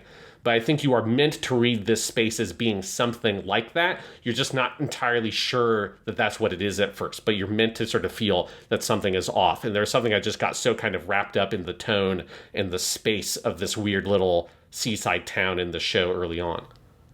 I agree with all of that, and I mean, I think you're fundamentally meant to be questioning the reality of this thing throughout, because even in those early episodes, like, the degree of, like, magic or mysticism that exists in this world is in question, right? Mm-hmm. Because you see Tokito playing with his little puppet, and at first you're like, is it a psychic power? Does he have, like, invisible strings? Is it a machine? Is there some kind of, machine inside of it? What is it, right? You're not directly told that until offhand later on he says, yeah, I have a low-level telekinetic ability, right? Mm-hmm. It is very magical realist, but even among, like, magical realist stuff, the, like, casualness with which those ideas come forward, and you see how, these things exist in this world, and even down to once you see Misuzu's deal, it is about a child who is sick, and it evokes things like a child with, cancer or something.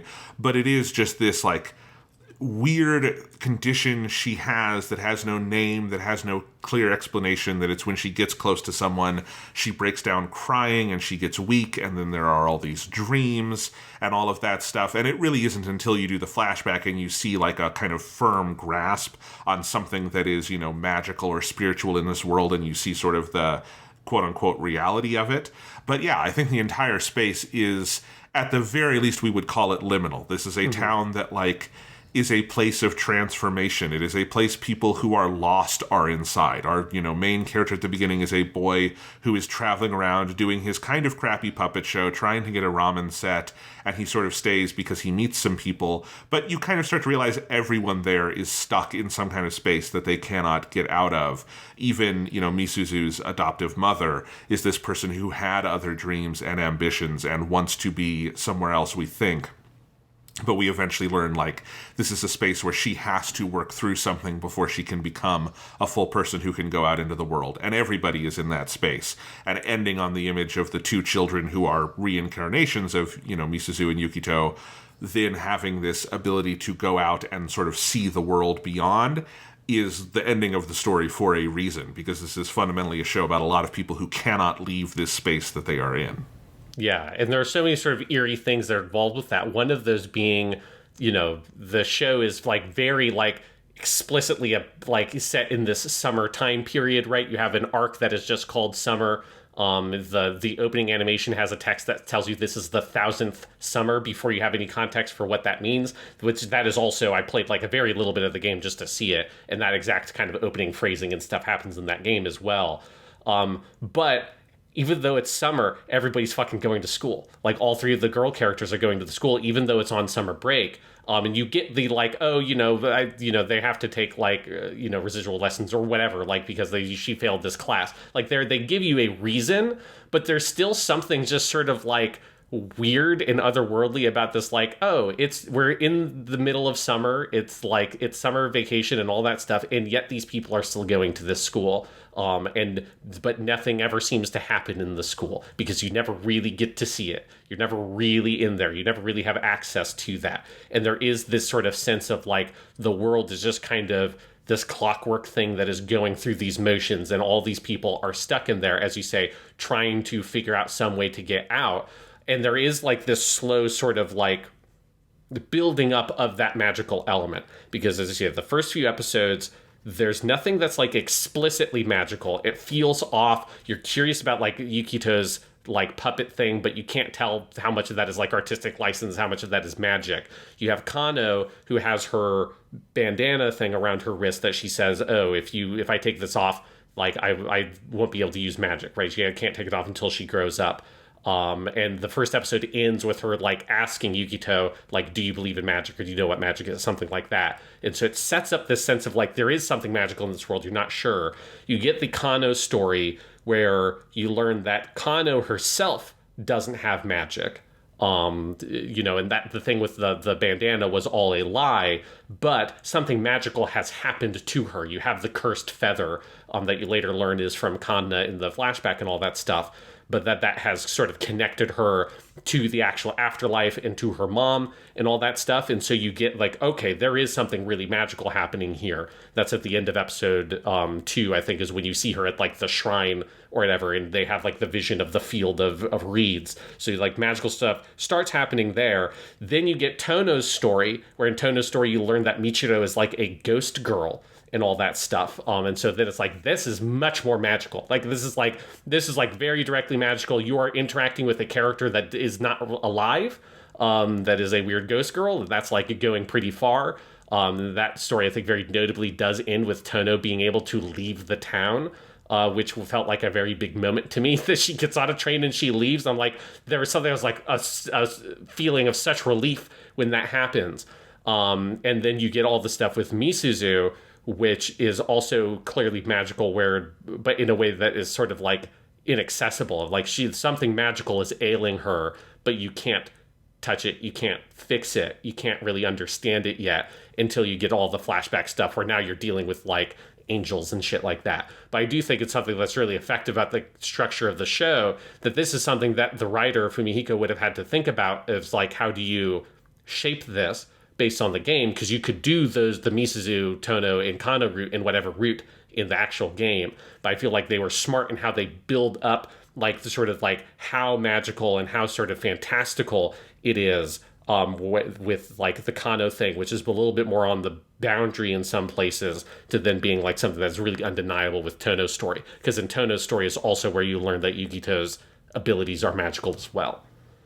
Yeah, I think the like macro structure of this thing is really interesting, because every one of those beats of the story and the arrangement that they have is accomplishing, I think, multiple goals. And I think that's part of why I find this very structurally solid, in that, as you say, it is gradually introducing you to the amount of magic or spirituality in the world, but it is also revealing like each of I think one of the smart choices is to have each of the other stories, the Kano story and the Tono story, introduce a key idea that will be part of Misuzu's story. Mm-hmm. Like with Kano, it is this like spiritual sort of possession that is going on, right? Which is also to a certain degree what is happening with Misuzu and the idea of reincarnation, right? And that the body can only hold so much spirit and that sort of thing. And then when you get to Tono's, you have the little sister character, and you have that sort of, okay, the spirit enduring after death, or the idea of there being ghosts, of there being life beyond all of these things, and all of that I think is very crucial to understanding sort of the layout of the series, its vision of the world, what kind of spirituality it's interested in when you go whole hog into this with Misuzu. So I think all of that is part of the pace that is really intentional. I also think something this show is doing that is interesting is that every one of those stories feels like a pretty clear analog for an actual real world thing kids can go through and people deal with. So Kano's is about a girl who has cut herself, right? And there is a spiritual explanation for this with the possession and all of that, but at the end of the day it's about someone who has violent impulses that go in both directions, right? There's an episode that ends with the cliffhanger of her choking Tokito, and there is also the entire idea that what that bandana is actually covering up is a scar that she gave herself in one of these scenes, and it is about a parent who, I love that fucking character, the doctor who is the mother. Yeah, the elder sister. Elder sister, right? But it's all mother and daughter roles, right? Yes. Even if it is an elder sister. Well, that's actually important that 2 of the 3 mothers in the show aren't actually mothers of anyone, right? So it can be about becoming a mother in more ways than just giving birth. But you have those characters, and so that is, about that. And then when you get to Tono, and Tono might be my favorite character in the whole show. Her dry delivery of everything made me fucking howl with laughter. She is so funny. But of course, her story is very resonant, and it is about someone who has lost a little sibling and has seen their family sort of torn apart by no one's malice, but just this grief. And that is coming through in something who you can almost read as an imaginary friend with, what's the Michiru's character, who is literally seen by the other characters, but does fulfill this almost imaginary friend role where she exists almost purely to be there for Tono, right? And then we learn this is the actual thing. And then with Misuzu, I think it's pretty clear, it is obviously evoking all sorts of things about children who are dying from some kind of incurable disease, like a cancer, some kind of degenerative disorder that is taking their body away, and the parent having to deal with this and deal with the idea of how close can you get to a child who might be snatched away. And of course, I think there's all of these are very multivalent symbols, because you also have stuff, I think, ideas of adoptive parenting, and the main mother character Haruko, who is that her name? Haruko, Misuzu's mom. Yeah. Misuzu's mom. Misuzu's adoptive mom, who's actually her aunt, who is, I'm taking care of this girl, but for multiple reasons, the illness, and then that she is not actually my biological child, I might not have forever. How close do I get? Ultimately, the lesson is you have to get as close as possible, even if you're going to lose it. And so all of these things, while there is this magical dimension to all of them, I think it is pretty obvious all of the ways in which these are standing in for or commenting upon extremely real world phenomena, all of which are not frequently dramatized, because they are really, really tough to get into. And part of the way you can get into them, I think, is to have this veil of some kind of magic or spirituality on it that makes it a little more palatable on the front end. Although I think by the time you get to the end of each of these stories, it hits as hard as it was in basically any scenario. Yeah, and that is very much part of the Nakige structure. That's one of the utilities of the magical realism component of this genre, is exactly that, is to give you a sort of access to those sorts of themes and ideas in a way that if you didn't have that sort of layer on there, would make it feel maybe too raw, right? Because it is such a sensitive and emotionally powerful topic to address. And I think if you don't have some of that sort of fantasy element here that gives them this sort of ability to tackle it in more delicate ways, I feel like you see so oftenly these topics being addressed in a raw fashion, and it becomes very sensationalized and stuff like that, particularly some of the suicidal ideation stuff you get with Kano and sort of cutting. That stuff, I think, is a hard thing to portray without sensationalizing it in certain ways or making it sort of like attractive in a weird, almost kind of punk way, right? Which is something you want to avoid. And I think the fantasy stuff gives you this lens to be able to really interrogate it with a level of intensity that feels very authentic, but then also gives you this sort of whole like spiritual means to process it. That this is stuff that isn't just affecting them on like a physical bodily level. It's something that affects them in like a real way, right? In the Buddhist sense of like the real world being the spiritual world and the physical being like a manifestation, a reflection of that. And that being like one of the reasons why it is so hard to deal with these things in that framework is like you don't have access. You can't get direct access to that spiritual world, or it's very hard to. And so that gives you this ability to process and deal with these ideas because you're looking at how it affects like the soul, not just how it affects like the body or the mind. Yeah, absolutely. I think one of the really striking things this show does with its portrayal of reincarnation, which obviously becomes really important down the home stretch here, is not doing the thing that I think most stories about reincarnation do. It has different voice actors for everybody. Yes. The characters in the past, in episodes 8 and 9, the flashbacks, they broadly evoke Tokito and Misuzu, Also, right? by the way, it's Yukito. You've called him Tokito a couple of times. Oh, well, sorry about that. Yukito. Sorry. Bird guy, the crow. Yes. He eventually becomes that. No, Yukito and Misuzu, they broadly evoke like the samurai character has like a similar kind of like tuft in his hair, and so does the crow when Yukito becomes the crow, which I think is delightful. But it's a different voice actor, and it's not a voice actor who sounds particularly similar. They're not trying to trick you with this. They are different people, and the little kids at the end of the show, they are not tipping you off to the reincarnation idea by having it be the voice actor who. It's not Daisuke Ono doing like a little kid voice, which would be kind of weird, right? It is different actors at each step along the way. I think that's one of the most like provocative things this show is doing when it's presenting these ideas, because it is, on one level, abstracting it into this spiritual realm, but it's also like keeping it fairly concrete in letting these be different people. And like that is a little closer to like the actual idea of reincarnation than how it is actually kind of sanded down for most stories. If it's not always about like you come back in the same body as the same person, it's very different than that. And I think it's one of the most interesting things this show does. Yeah, you're right, because there is like a tendency in when some of these ideas can appear in like, I feel like there was like a trend in the like mid 2000s with like American TV stuff that you would get some of this kind of reincarnation idea and stuff appearing in like some of the shows. And yeah, there's you want to just like, oh, we'll have it be the same actor, but they'll wear a funny hat, right? Because it's in the Victorian period or whatever, and it's about like destiny connecting these two people throughout these different lives and all that sort of thing.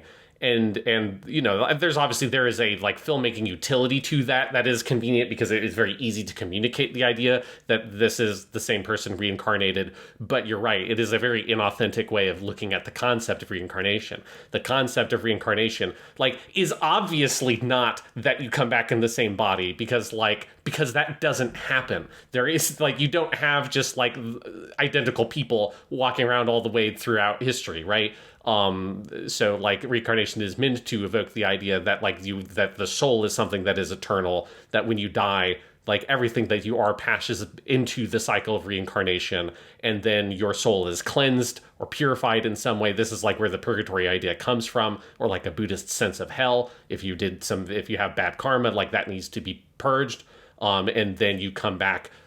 That soul comes back into the world in the physical form in some way, whether that's a new like human or whatever, right? And so you should not be the same person. It should be somebody else.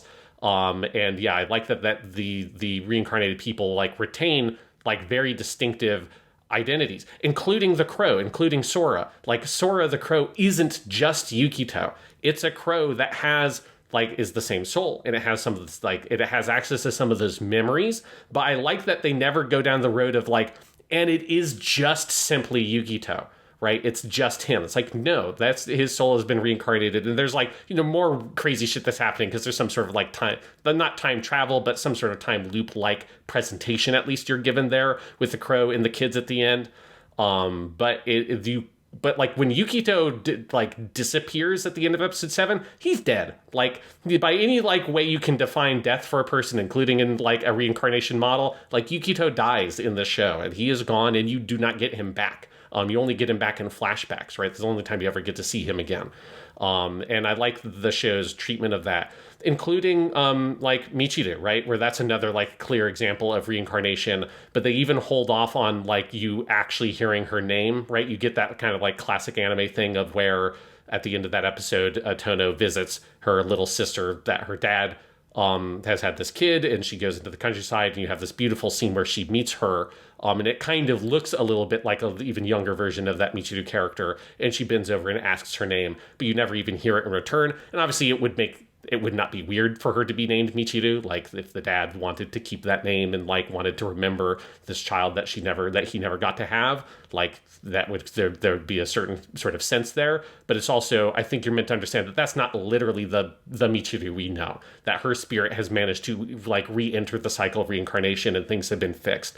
Because another thing with the show is that everything that is happening in this town is that like the cycle of reincarnation has been broken in some way. It is wrong, or it has been fucked with because of what happened with the Kanna character in the past. Because right, Kano, like it should not be possible for Kano to be like possessed by this woman, right? But from like the Sengoku era period, which is sort of what's happened to her. But that woman was never able to enter the cycle of reincarnation because of what happened with the cursed feather, right? So like her spirit is still there in some form. And so she has not been able to go back in and like revisit the cycle. And then it's the same thing with Michiru, right? That she should have been reincarnated. Like her spirit should not still be here. But she is still stuck here.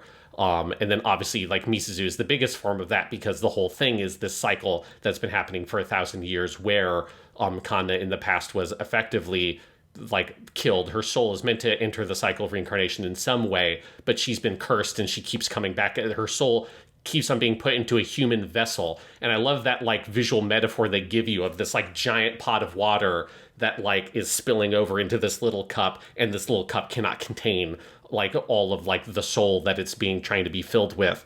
And so that destroys the person that keeps on coming back in this reincarnation cycle, and this soul can't be put into this human body until this sort of curse has been purged in some way. And so everything that's happening in this town is about how this natural order of reincarnation has been broken because of the sins of the past, and you need to try to fix them. And Yukito is here, like, just struggling, trying to, like, sort of put things to right and sort of reorder the world back into the way it's meant to be.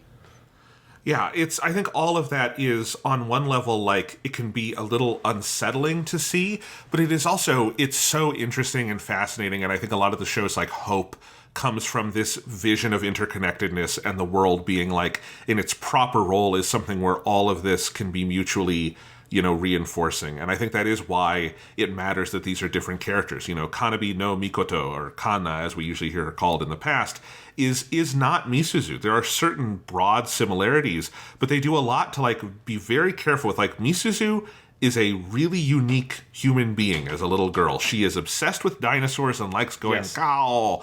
And there is no equivalent of that with Kanna. Kanna has no equivalent like, I'm into bugs and I go mushi or something like that. Bugs don't go mushi. That's the Japanese word for bug. But, like, there's none of that, right? And Ryuya is a samurai. And there is a certain similarity that Yukito is a wanderer who does not really have a person, and then his person winds up being Misuzu, who is equivalent to Ryuya's relationship with Kanna.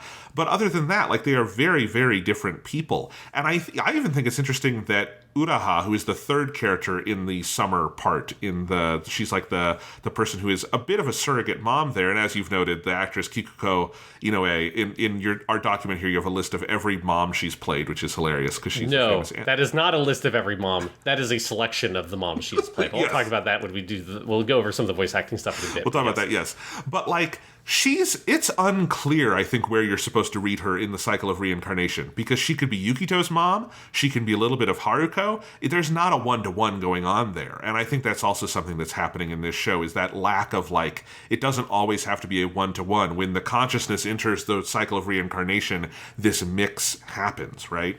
Yeah, exactly. That, like, you're not always, because I don't really read anybody as being Uraha's reincarnated. Like, the closest thing would be Yukito's mom, but then also, well, Yukito's mom is dead. Like, she would have been Right. reincarnated again, right? And yes, because that's another thing of that, like, I like that it isn't where you have to have every person in the cycle has a direct equivalent, where it's like something, because also, yeah, it's like a whole thing of where, like, it doesn't have to be this thing where they're always destined to encounter each other every single time, because I don't even think because you don't even need to read Yukito as being a reincarnation of Ryuya. Like, that's not even really necessary. If anything, like, he's got his closest attachment is to Uraha, because Uraha is the one who has the magic, right? And he can do the magic. And that's like the clearest sort of, that's like a physical, that's not even really a reincarnation thing. That is like a physical descendant. Like, you understand, I think you're meant to understand that he is like related to Ryuya in the distant past, but he might not even necessarily be a reincarnation of one of those characters, because that's not necessary.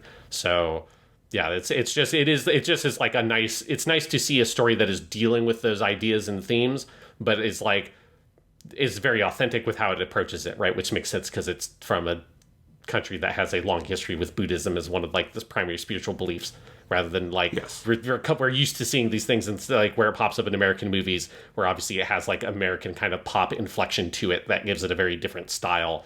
It's nice to see something like this that is so serious about how it uses those ideas. Absolutely. It's very distinctive, and it's something that I think this show does beautifully. And then, of course, with all of that, though, I think the tying together of those last 3 episodes, and really episodes 11 and 12, 10 is sort of like an alternate view on everything we've seen before, with Sora the Crow here now being our new sort of POV in that section. But then 11 and 12, which is basically Misuzu and Haruko's story, it's unbelievably powerful. It's at that point, it's kind of indistinguishable. I don't know if it would be all that different if she just was a little girl with cancer. You know what I mean? Like, it is just, it is so fully past, I think, any level of like metaphoric veil where you are just in the feelings of it so heavily, and you are now with this mother character who has decided to commit to being the surrogate parent, not even a surrogate, to be the real parent, and to make as much of the time they have left as is possible. And the, just sheer degree of, I think, like sadness, but also beauty and joy and all of the mixed emotions it's able to communicate in a fairly short span of time is utterly remarkable. Yeah, because let's talk about like Misuzu a little bit, just because she is such an incredibly well done character here. Because I do think I'm with you that for me, like, if I was playing the visual novel, Tono is the character I would pick for like the first route, because I just find her very funny and endearing. Yeah. But Misuzu is such a like well written character, because I think you just so immediately get the sense that there is something really off with her, and there's something they do with like the weird bundle of affectations that Misuzu has, which is like a pretty common trope for like the main heroine in a story like this. Again, this kind of like goes back to like Tokimeki Memorial type stuff, to have like, here's like a weird verbal quirk that's unique to the character and stuff like that. And with like Misuzu's most like clear one that the show draws very strong attention to is her going Gao, which is like the onomatopoeia for a roar, right? And her whole thing with like dinosaurs. But she's got like a whole other weird host of affectations she does. She like has this weird like sort of like laugh she does where she goes like ooh-hee-hee when she like is embarrassed and stuff. She has her bui thing, her like V, like for victory thing. She just has this, and she's got her weird little like strawberry like jelly drink that she likes. There's just this big bundle of affectations that are very kind of quirky and weird to the character, that they go so far with it. And I think it becomes pretty clear early on how much, like how lonely she is, right? Because that's why she has this. Like the only person she really has to talk to is herself and occasionally her mom/aunt, right? And she is so alone and in her own head all the time that she has built up all of these quirks, and she can't kind of like get close to anybody, both because of like the kind of panic attack she ends up having, but also just like, she just, I think like there's like a wall that she can't get over, and hasn't been able to get over her whole life, and being able to connect to people, and has built up all these weird affectations, I think both to try to like soothe that, and also to try to like appeal to people, right? To seem cute, to seem adorable. And I think like she like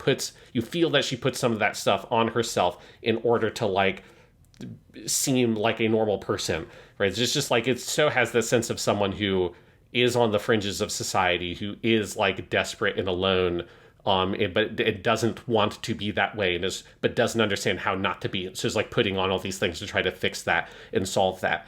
And you do get that scene in episode 4, which is the scene when she breaks down in tears for the first time, or I think it's episode 5. And Yukito's like, she is going to play cards with her, and she has what I like, again, like it reads to me as being like a panic attack. And she cries and breaks down, and she can't control it.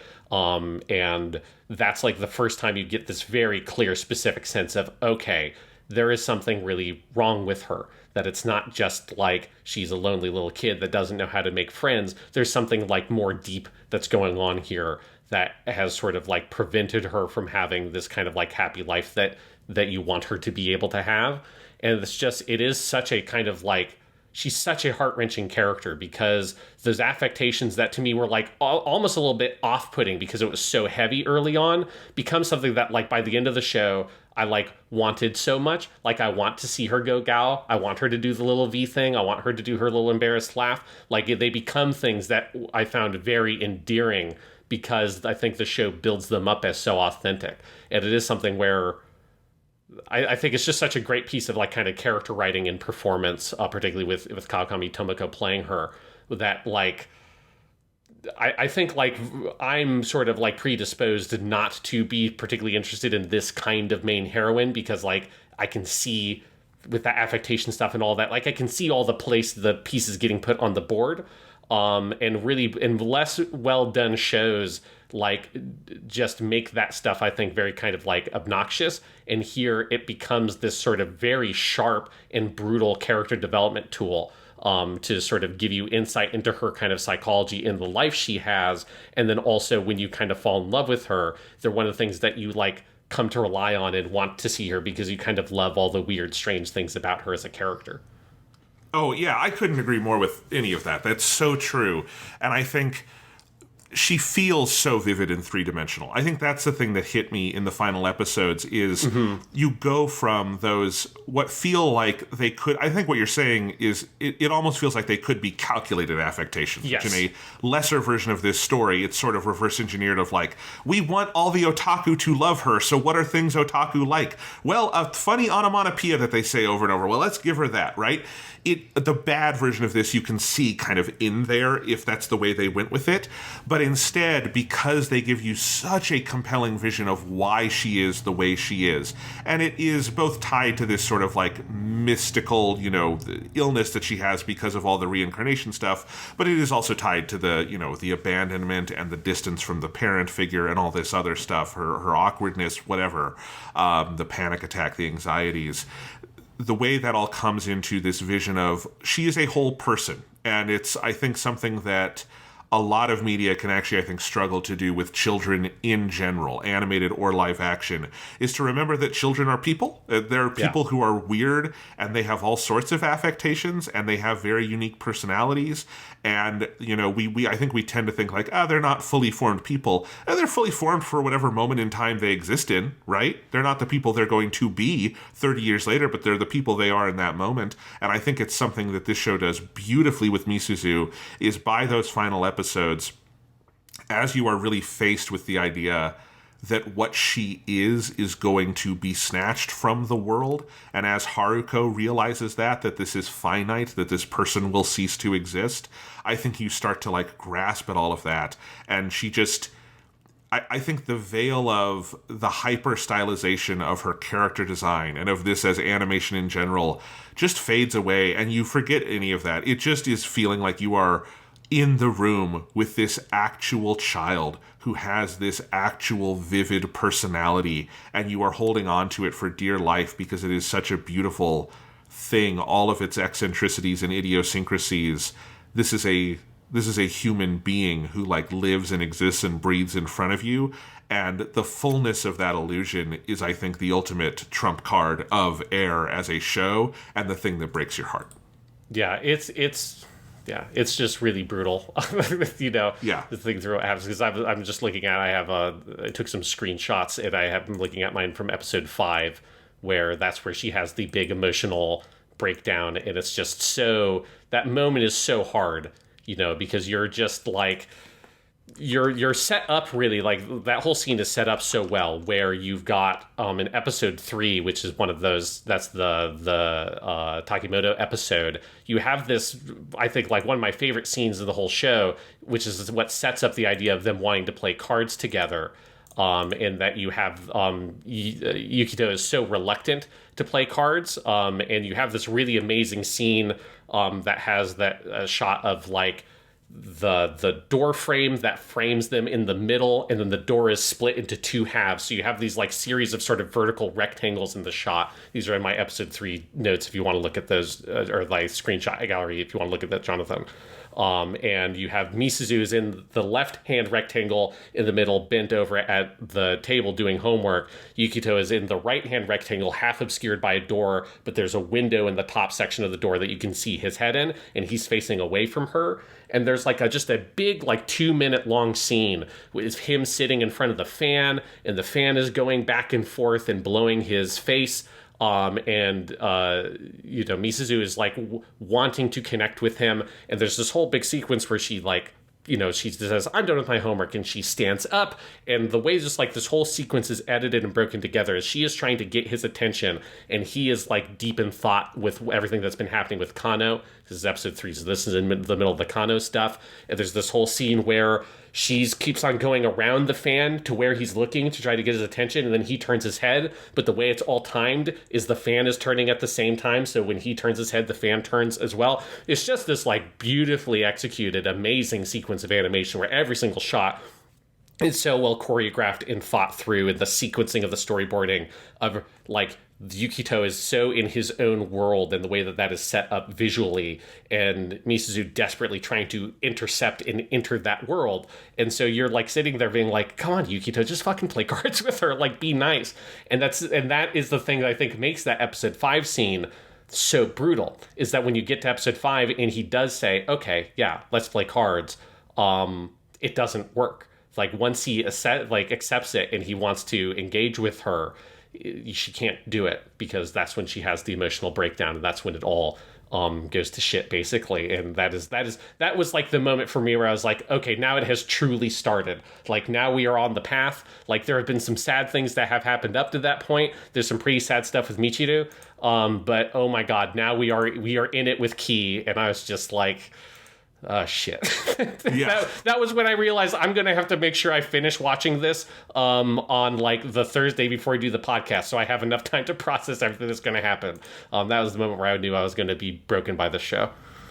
Yeah, no, I think I agree with all of that, and I like that you're highlighting this stuff in episode 3, and then where it kind of gets paid off in episode 5, because episode 3 is, part of its brilliance is just, and this is something I think the show does in general, is, and a lot of Japanese media does this, but the amount of frames within frames it finds within the traditional sort of Japanese household, which the way Japanese houses, especially in these sort of rural areas, are constructed, famously, this is Yasujiro Ozu's signature in his movies like Tokyo Story, is how many ways you can sort of frame people within these very sort of boxy rectangular shapes, and that these houses are often multi-dimensional and you can see rooms from other rooms. And I think just in general, Air is finding a lot of interesting things to do with that as well, to represent sort of the distance these characters have even when they are close, and that thing they are sort of missing out on, which is the thing they will come to fully appreciate by the end of the series, but of course only come to fully appreciate because it is finite, which is, I think, one of the sort of general thesis statements of the show.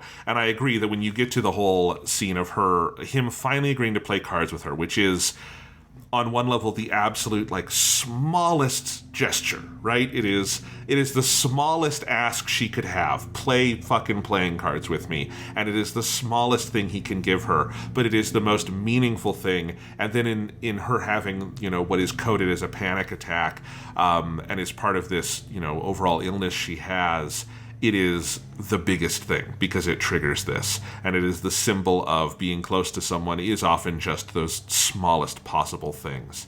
And then, of course, once you do start having people fully give themselves and their attention to Misuzu, it is in the context of the pain of the loss. And that is where this earns its crying game title. Yes, very much so. And then I guess this is the part where we should talk about episode 11, because this is the Kigami episode. I also have, I took a lot of screenshots of this one. Like the thing I found when I was, because I didn't, I watched them on DVD, so I wasn't taking screenshots when I originally watched it, but I wanted to go back and do screenshots because of how visually arresting this is. And so I just downloaded a version online so I could thumb through it and just take some screenshots. The thing I found when I was doing it with episode 11 was, every fucking frame was a frame I could just take a screenshot of. Like, there wasn't, I just went through at random 5-second intervals, and there wasn't any image I stopped on that wasn't like man, this is really good, I should take a screenshot of this. So I had to very quickly make a mental tier list and be like, only the S+ tier gets it for the actual, or I'll have 1,000 screenshots in this album. But episode 11 is the best episode of the show. It's to me, it's one of the best episodes of anime I've seen. Obviously, it's directed by Kigami. And this is where, I feel like I hyped him up a lot with all the research I did and the interviews I found and stuff, talking about him and how in his legacy. But then when you watch this, you really, I think, feel it, because there is such a sort of deliberate sense of every single frame. There's so much thought and care, because he obviously storyboarded it into how it's put together. And episode 11 is they clearly saved the juiciest episode for him, because the whole episode conceptually is very focused. Most of the episodes of Air have a lot going on because there's a lot of things it needs to move through, right? So most of the episodes are dealing with if it's summer, those two episodes move through such a huge stretch of time very quickly, because it's multiple months of time that those two episodes talk about. And then you've got all the stuff before summer. All those episodes are juggling multiple character stories, because they're both building up the Misuzu storyline throughout all of the first half of the show, as well as either Kano's story or the Kano episodes are dealing with Misuzu, Kano, and Tono. Once Kano's done, she's kind of done, and then it's just Tono and Misuzu. But still, all those episodes are dealing with multiple subplots. Episode 11 is just purely about Haruko trying to connect with Misuzu. It's about her making the choice that or she has made the choice, I'm going to be with her. You see her make that in episode 10 when you see some of those scenes from a different perspective. That's I'm going to commit to this actually. I'm going to go to the family house. I'm going to beg them to allow me to actually adopt her. Early on in episode 11, she tells Misuzu this and tells her I'm gonna I love you. I actually want to be with you. I want this to be a real relationship. And they're able to embrace over that. But then after that, Misuzu has one of those attacks, and then she loses her memory, right? And you get the whole thing of every time she sleeps and she has a dream, she gets worse, and she forgets who Haruko is. So now Haruko has to rebuild that whole relationship up from effectively nothing, from them just being aunt and niece basically, while you have the ticking time bomb of her dad has come back to town, who we saw with the cake earlier in the series, and he's going to take her away Air Bud style, which was one thing that did kind of make me laugh slightly, as it is basically the plot of Air Bud, where it's you gotta which one are you going to run to? It's straight up with Haruko gives the dad her favorite treat. So it's just who's she going to go to? But you have that kind of test to see who is Misuzu's real family. Is it Haruko, the person who's actually cared for her whole life? Even if Misuzu has kind of forgotten that, or is it her biological father? And then obviously you have this beautiful scene on the beach at the end where you see Misuzu's choice. But that whole episode is so focused in on that idea and the structure of the whole thing. You could do this is also, this is a Kisho Tenketsu structure, right? With the 10 being when Misuzu loses her memory. It's got such a tight plot within the framework of that one individual episode, and every single frame being so thoughtfully placed and put through, using so much of what you're talking about with using the frames in that kind of Ozu tradition of these houses, the attention to light and shadow, and how, and the lines of sight of who is in shadow and who is in light, the struggle of Haruko and Misuzu not being able to really face each other or be close, and if they're close, they're always facing in the same direction, so that way at the end when they're able to actually embrace with each other and hug each other facing each other, you feel the impact of that. Like, it's just such a masterful story told so purely in the visuals, with these characters, that like I was just completely blown over by this episode. Yeah, I could not agree more. I think it is absolutely brilliant. I think it is easily one of the best episodes of anime ever made. I would 100% agree with you on all of that, Sean. And the visuals we could talk about, this is one you could really, truly do a shot-by-shot analysis of, because I think every frame of this thing is telling a story. This is where it's not just that this animator directed this, they storyboarded it. And the storyboarding, like if you want to understand when people say, what is good storyboarding? Good storyboarding is basically good shot composition and the way the shots like collide and how long they last. But this is like a masterclass in that, where it really does feel like every frame of this thing is so carefully considered in where characters are placed, sometimes what, camera sort of techniques it's going to use to sort of, emphasize things. Like there's a shot where Misuzu falls out of her wheelchair and we use sort of the equivalent of like a wide angle lens to sort of show both the closeness and the distance of the camera to her. The way it uses color and light and shadow. It's just going through like the screenshots you have here. I'm again struck by how was this made in 2005? I know what anime looked like in 2005. I can go back and look like it. Most of it wasn't even in widescreen yet. Most of it was not HD yet. It was still standard def 4:3 for the vast majority of anime coming out at that point. This is widescreen. It's high definition. It's unbelievably gorgeous in how much detail is there in the backgrounds, the character work. There's none of that like, just sense of sort of smeariness that you get to something like the last season on this show, Lupin the Third, episode 0, which is just a couple of years earlier than this. This is like fucking 10 years ahead of its time in terms of just the sheer quality of the production for a TV series at this era. And it's incredible. I think it's absolutely one of those anime episodes that you could watch with the sound off and still get the story, or just look at the storyboards. But you wouldn't want to turn the sound off, because I just have to shout out Aya Hisakawa. This is the performance of the show. This is the fucking, it's weird to say this about fucking Sailor Mercury, but like this is the performance of her lifetime. This is unreal. I think the work that she does here is like on the short list of best vocal work I've ever heard in a TV series. It's out of this world. And it's so amazing because it starts as a principally comic performance. In those early episodes, Haruko is funny. She is introduced to us crashing her motorcycle in and then coming in and getting drunk. And she is like the funny, kind of distant mother. You don't have a deeper sense of what's going on here. It's kind of amusing to me. Hisakawa later took over for Hiromi Tsuru as Bulma on Dragon Ball when Tsuru tragically died. You can hear, like, she sounds like Bulma in those early episodes. Like, she really does. And I was watching some early Dragon Ball right before I watched these, so it was just, I'm like, oh, she sounds like a young Hiromi Tsuru. Like, there was a real logic in casting her there, obviously.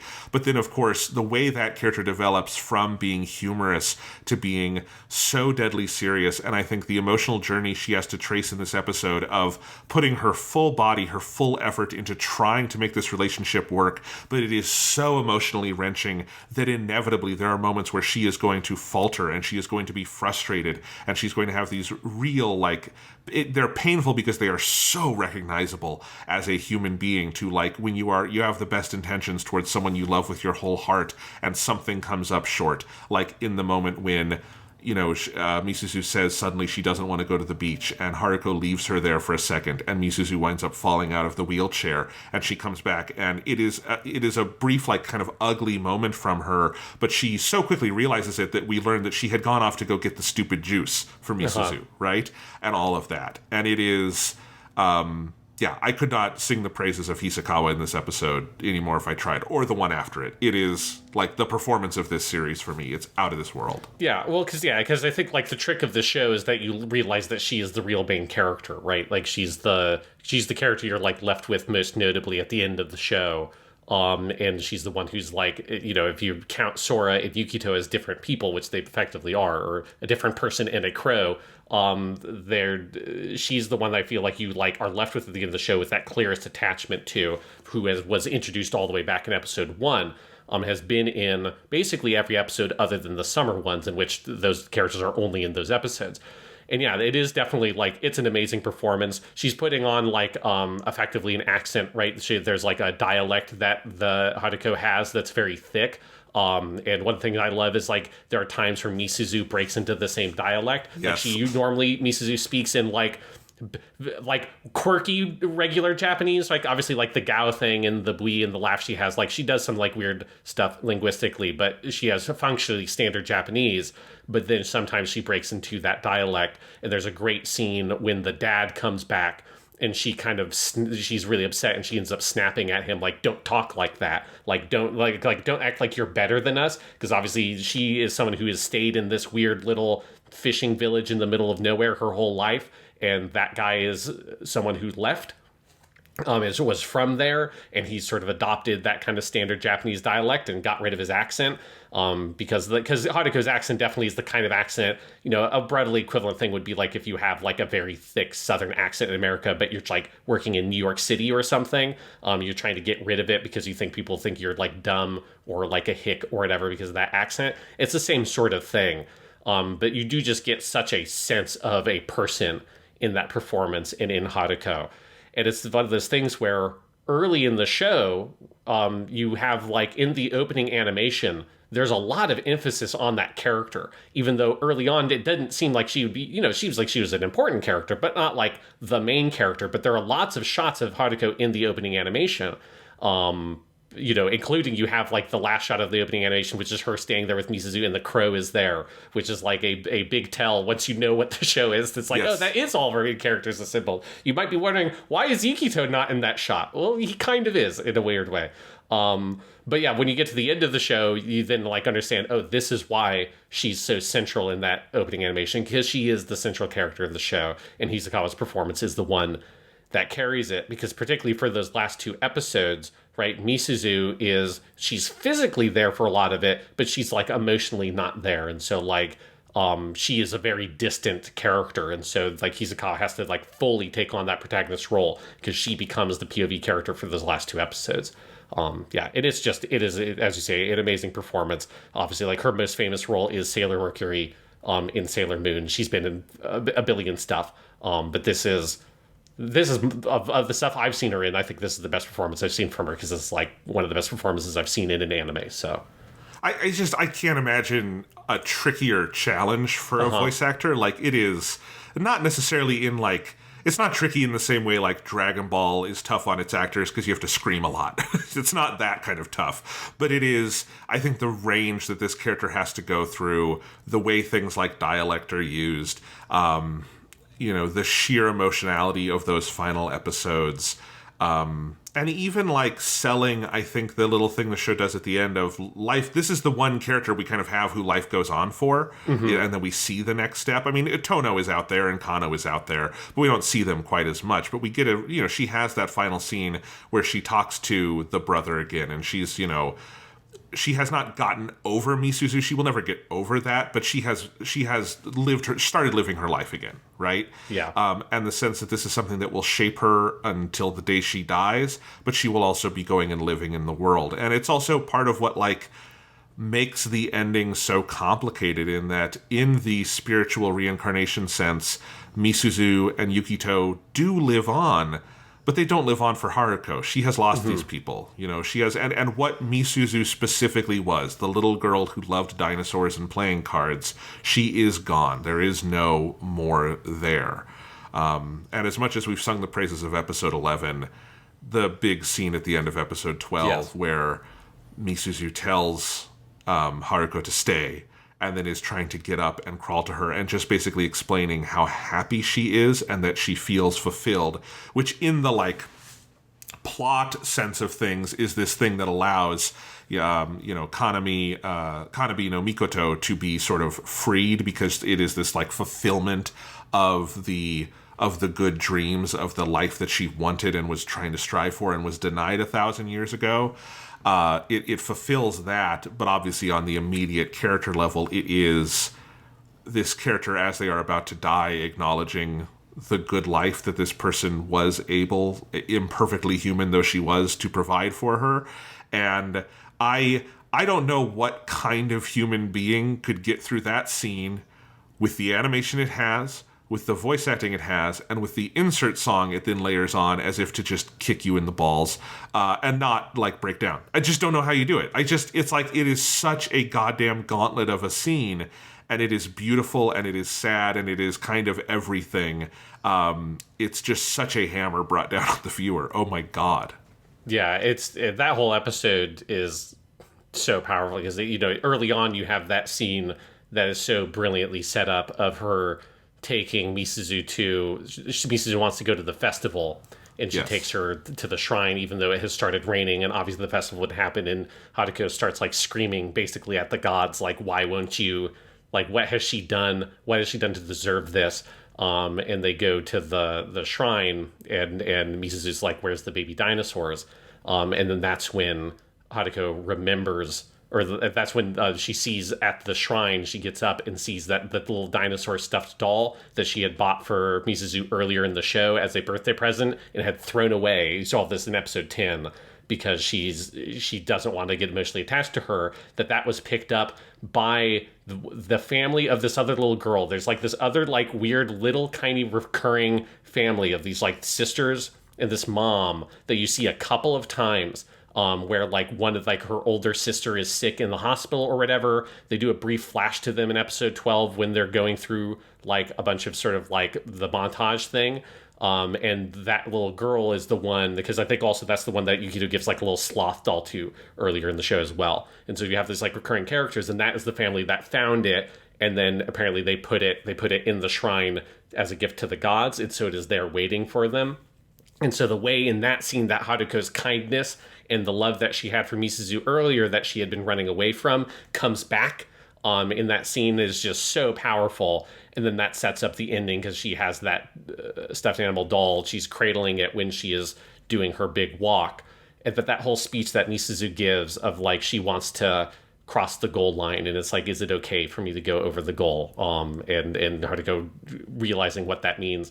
Yeah, it is so emotionally brutal to see, but it is also like very beautiful. There's something about like the sentiment of like, yes, like Misuzu is gone, but like the thing I like about the spiritual framing of the show is that it has this very sort of overall positive or optimistic outlook of like her life really mattered, and that little thing, her walking and going and embracing her mom and them loving each other in the end there, like that is important. That does matter.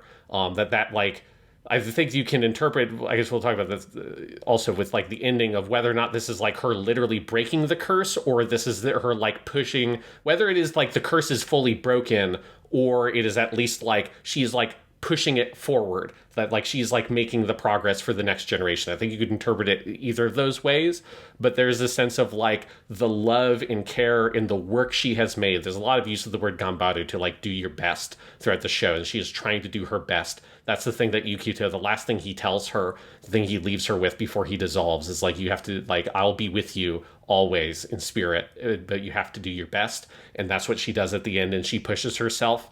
And that is like a thing that in the cosmic sense is important and matters, and is like something that is passed down for the future spiritually, is a really beautiful moment.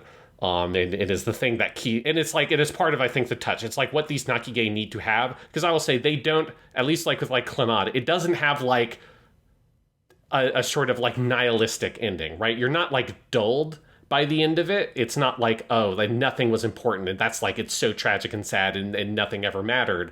There is meant to be this sense of like beauty, and that life is a finite thing, and it is fragile, and it will end, but things do matter in the world, and trying your best and helping people and being kind and compassionate and loving are things that are important, and they will make the world a better place, and they're worth doing. That's so part of the core, I think, worldview of this kind of story, and you feel it so powerfully there.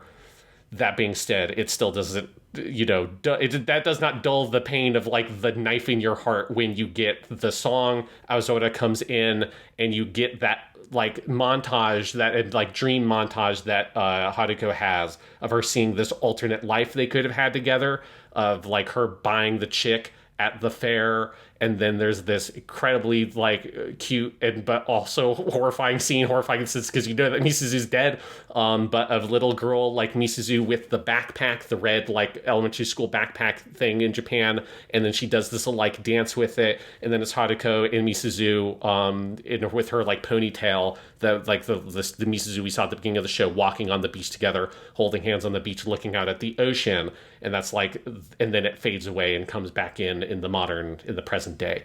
And that's the point where the song hits its chorus and finishes the chorus, and then the drums and the bass come in. It's just like, it's so perfectly timed. It's such a beautiful sequence. But it is like, yeah, you're like in the corner, just in the fetal position. It's like questioning your life choices level of just emotional devastation by the end of that sequence. Yeah. I want to go back to the moment with the stuffed dinosaur at the temple, because that is where I had actually made it through the first 11 episodes of this thing, like tear-free.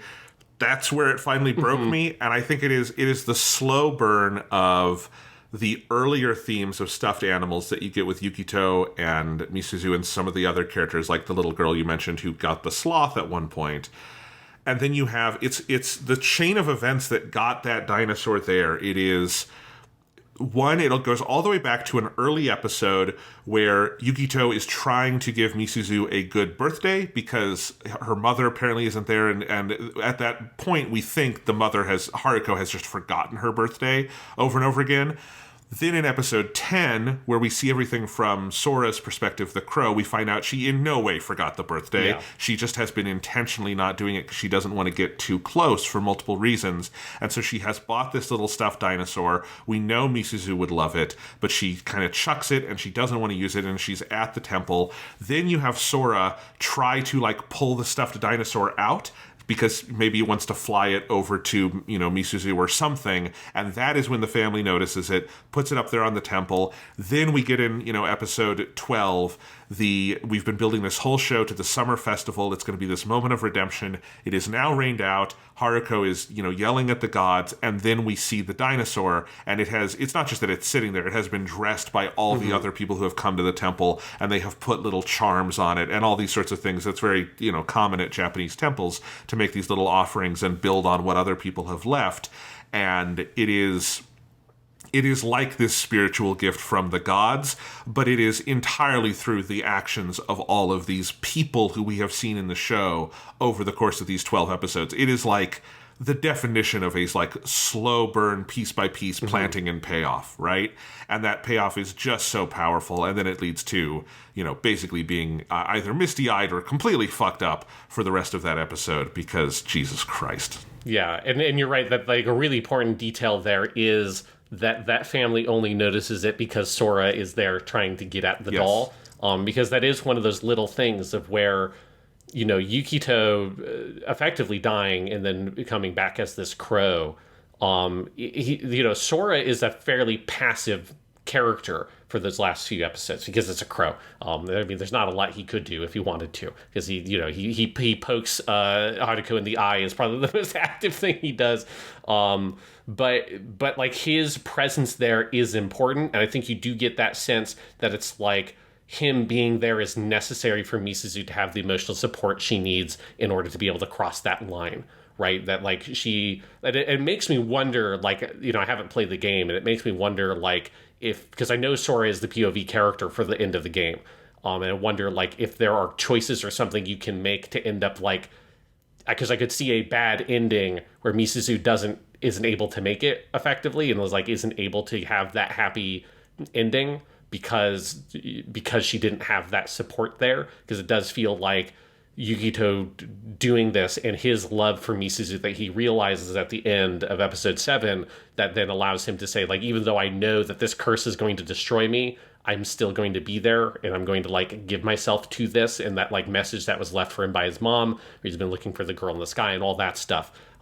Which importantly, Misuzu is not the girl in the sky. Right? Like, that's like the message that Yukito's mom gave him was like, you don't have to do that. You don't have to pursue her. If there's a girl or if there's someone you meet that you care about and you want to be there for, like, do that. And like, I like that as well, that it's like, it isn't, he gives his life for Misuzu, not for some weird flying girl in the sky he doesn't know anything about. But that is all of that sacrifice is necessary to like create the chain of events that allows this to happen at the end, and for Misuzu and Haruko to have this last moment together, which is what needs to happen, right? This journey of like trying to get back to the mother, which has not been successful, right? That's like the thing that Kano was never really able to do, because when she did it, the mother was dead. Like, Sora needs to be there, and all these people need to be there to do this, for this, like, return to the mother in this, like, loving embrace to finally really truly happen. Yeah, and the other thing about Yukito and Sora is the moment when he, and we need to talk about this moment and break it down, because it is by far the weirdest thing that happens in this show, is Yukito dissolving into a crow. But like when that happens is when she is like seemingly dying in front of him, and he is on his knees like begging to the gods, like and he has realized like all I want is to be by her side and supporting her, and that is what he gets. That is Sora's function over the final episodes, is not, as you say, to be an active like arbiter of action other than these little gestures and moments. It is mainly because Misuzu has lived her life without any one person always being there for her, and Yukito wishes that he can be that, and he, through this spiritual framework, becomes that. And the crow, Sora, is there. There is no break. Sora is there with her through all of that, and is this support. And even if it is this, little tiny thing, it is this fucking dumb bird, that is enough to like get her over the goal line. And I think it's one of the smart things this show is doing. Even if there's also like the Yukito stuff is the closest where like it's purely in this like metaphor magical world. There's no like clear literal way to even read what all is happening there.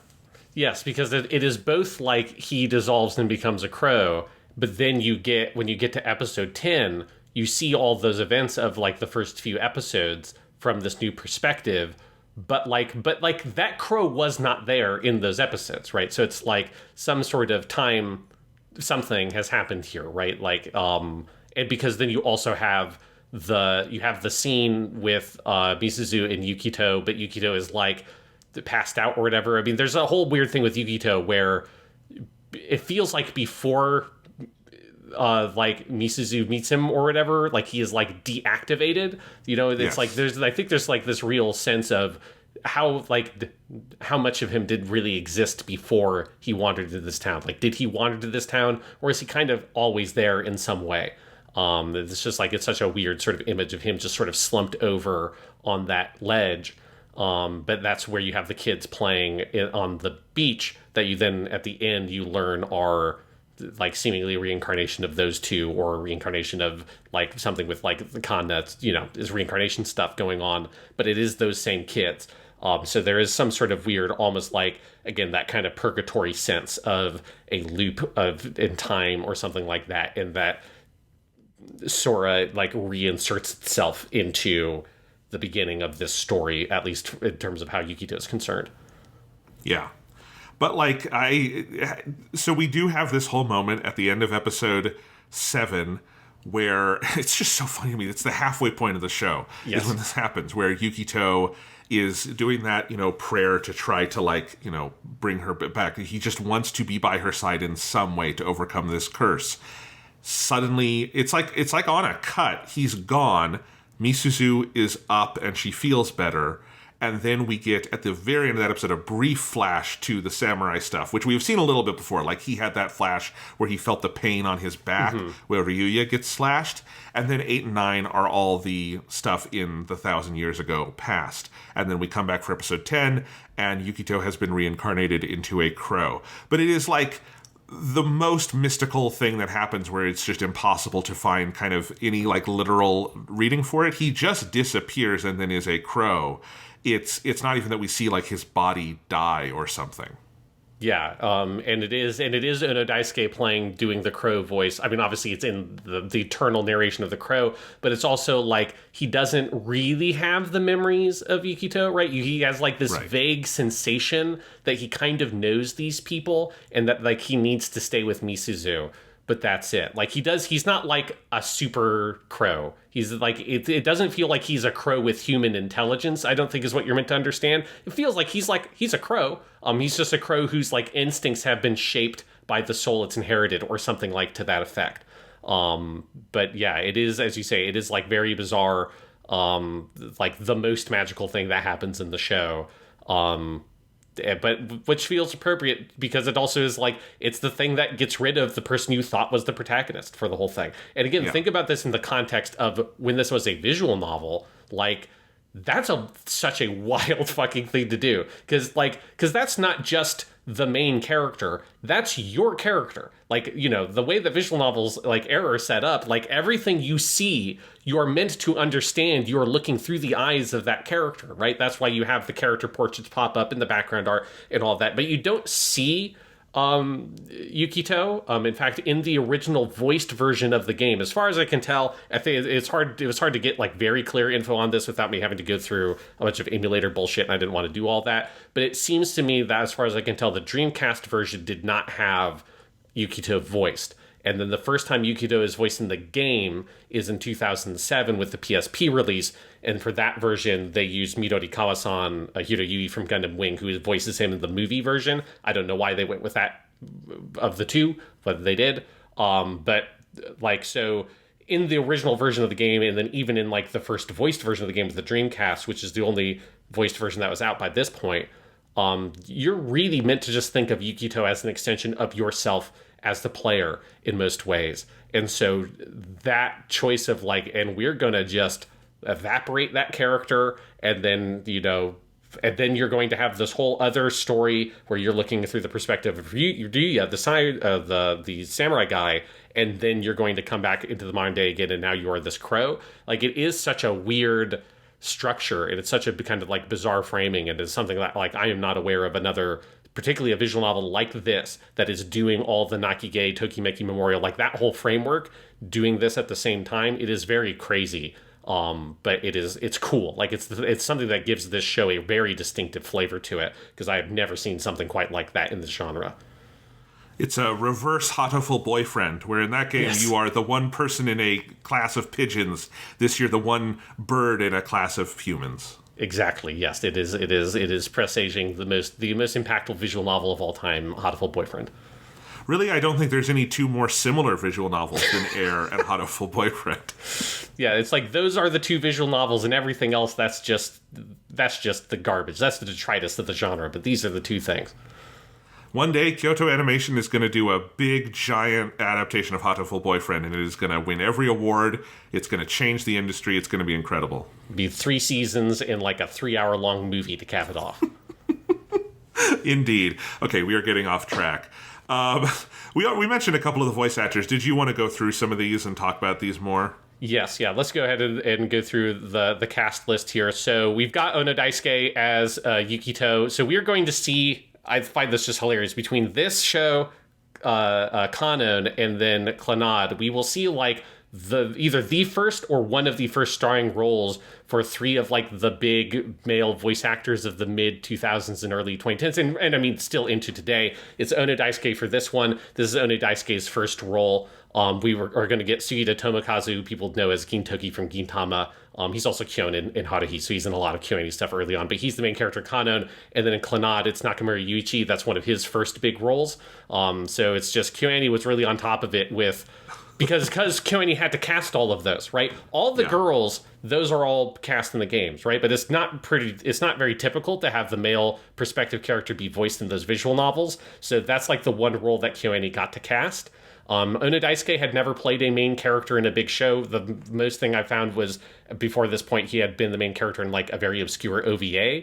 But now people would know him in a million things. He's like, the biggest thing is he's the JoJo from JoJo's Bizarre Adventure. He's Kujo Jotaro from part 3, but that's like, if you picture a JoJo, he is that JoJo. He is the JoJo of JoJo's Bizarre Adventure, the most famous one. People also know him as Erwin Smith in Attack on Titan. Probably his other big role, particularly from around this time, I feel like this is what he was most known for a while, is he was the eponymous butler from Black Butler.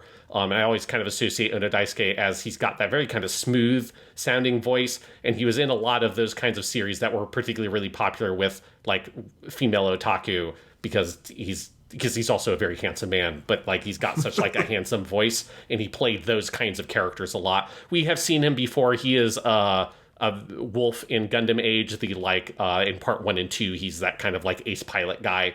I think that's the only thing we've covered that has Ono Daisuke in it. But he is like one of the big KyoAni regulars. We'll see him in quite a few things. He is Koizumi, one of the main characters in Haruhi. He has a very, very funny scene in Lucky Star where he plays an exaggerated version of himself. That is fucking great. He's a sort of a minor character in Clannad, but he's in Clannad. He was the main character. He was Munto from Munto in the recast version that KyoAni made when they turned it into a TV show. And I've now just realized this because I didn't think about this when I put together this list, but he does play the crow in Nichijou, which must be a reference to Air, because Yes. there is it's a small role, but is incredibly memorable where he plays a talking role in Nichijou. He pops up a couple times in that show. It's so funny, and I had not thought about it, but that must be a reference here.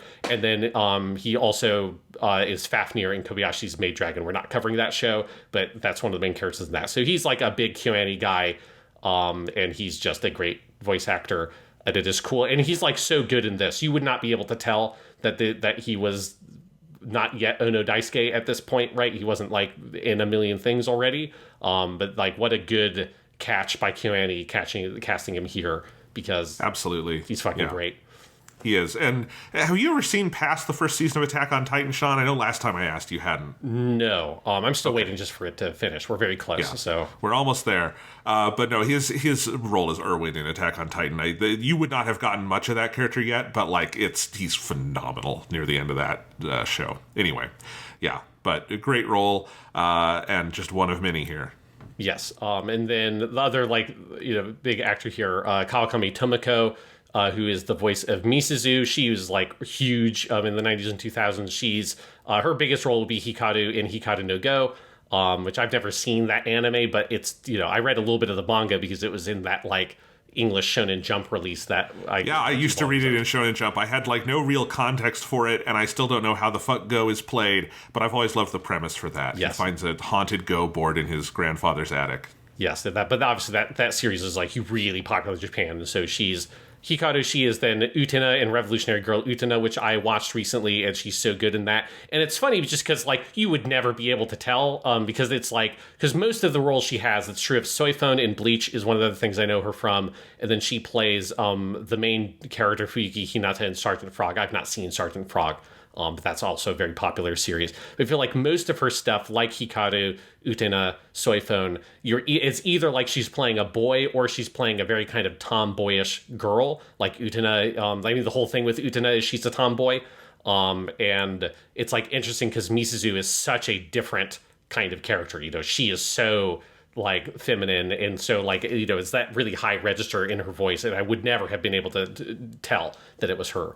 We will also see her. She is one of the main characters, one of the main heroines in Kanon as well. She plays a character named Kurata Sayuri. I don't know Kanon, so I don't know which one that is, but we will see her next week as well. And she also plays like a minor but like important role known just as Girl from the Illusionary World in Clannad. That's like some of the magical realism in that show. So we'll get her a little bit there as well. Tragically, though, Kawakami did pass away from cancer in 2011. Which is like really brutal. It was something I had already known when I watched the show, and then when I realized it was her, it made some of those last couple episodes particularly fucking hard to watch because she was like in her mid 40s, I think, when she passed away. This is very sad. Yeah, she was 41. I was just looking that up. I actually didn't know that until now. That's brutal. She's a great actor. Yeah, this is an incredible performance. Yeah, she's so good as Mrs. Again, like making all of those, because all that stuff with like the affectations and stuff, it's such a tightrope you have to walk as a voice actor, doing all the things I just was talking about earlier about like making them feel endearing and like a natural part of the character, not something that feels like calculated or sort of put upon the character, try to make her popular or whatever, or try to like make her cute. It's like it feels like a thing that naturally comes from who she is, and that's just so impressive. And then also the way that she in the show slips between her standard dialect and the kind of country dialect Haruko has is also so well done. So yeah, she's great in the show. Some of the other actors we've got Kano, Kirishima Kano is voiced by Asami Okamoto, who she has not done a lot. She mostly did a lot of voice or visual novels, and then she retired from voice acting in 2008. So I was sad to see just because I thought she did a really good job as Kano. Kano's like probably like the least significant of the kind of main heroines in the show in terms of like, you know, she's in the smallest amount of it, even though I'm sure that she has an equivalent amount in the visual novel. And obviously she plays the character in the visual novel as well. So if you want to get more of that performance, you can see it there. But she's very good here as well. Tono is voiced by Ryoka Yuzuki, who I know particularly well as Kiryuin Satsuki in Kill la Kill, who's the like badass lady in white who's kind of like antagonist. She's the Vegeta of that show. That's the easiest way to explain that relationship. But she's fucking great. She also plays Ino in Naruto, who's like Sakura's best friend. She is the teacher Shizuka Sensei in Oregairu, which is the My Romantic Comedy Snafu, I think is what that show's called in English. She's fucking great in that as well.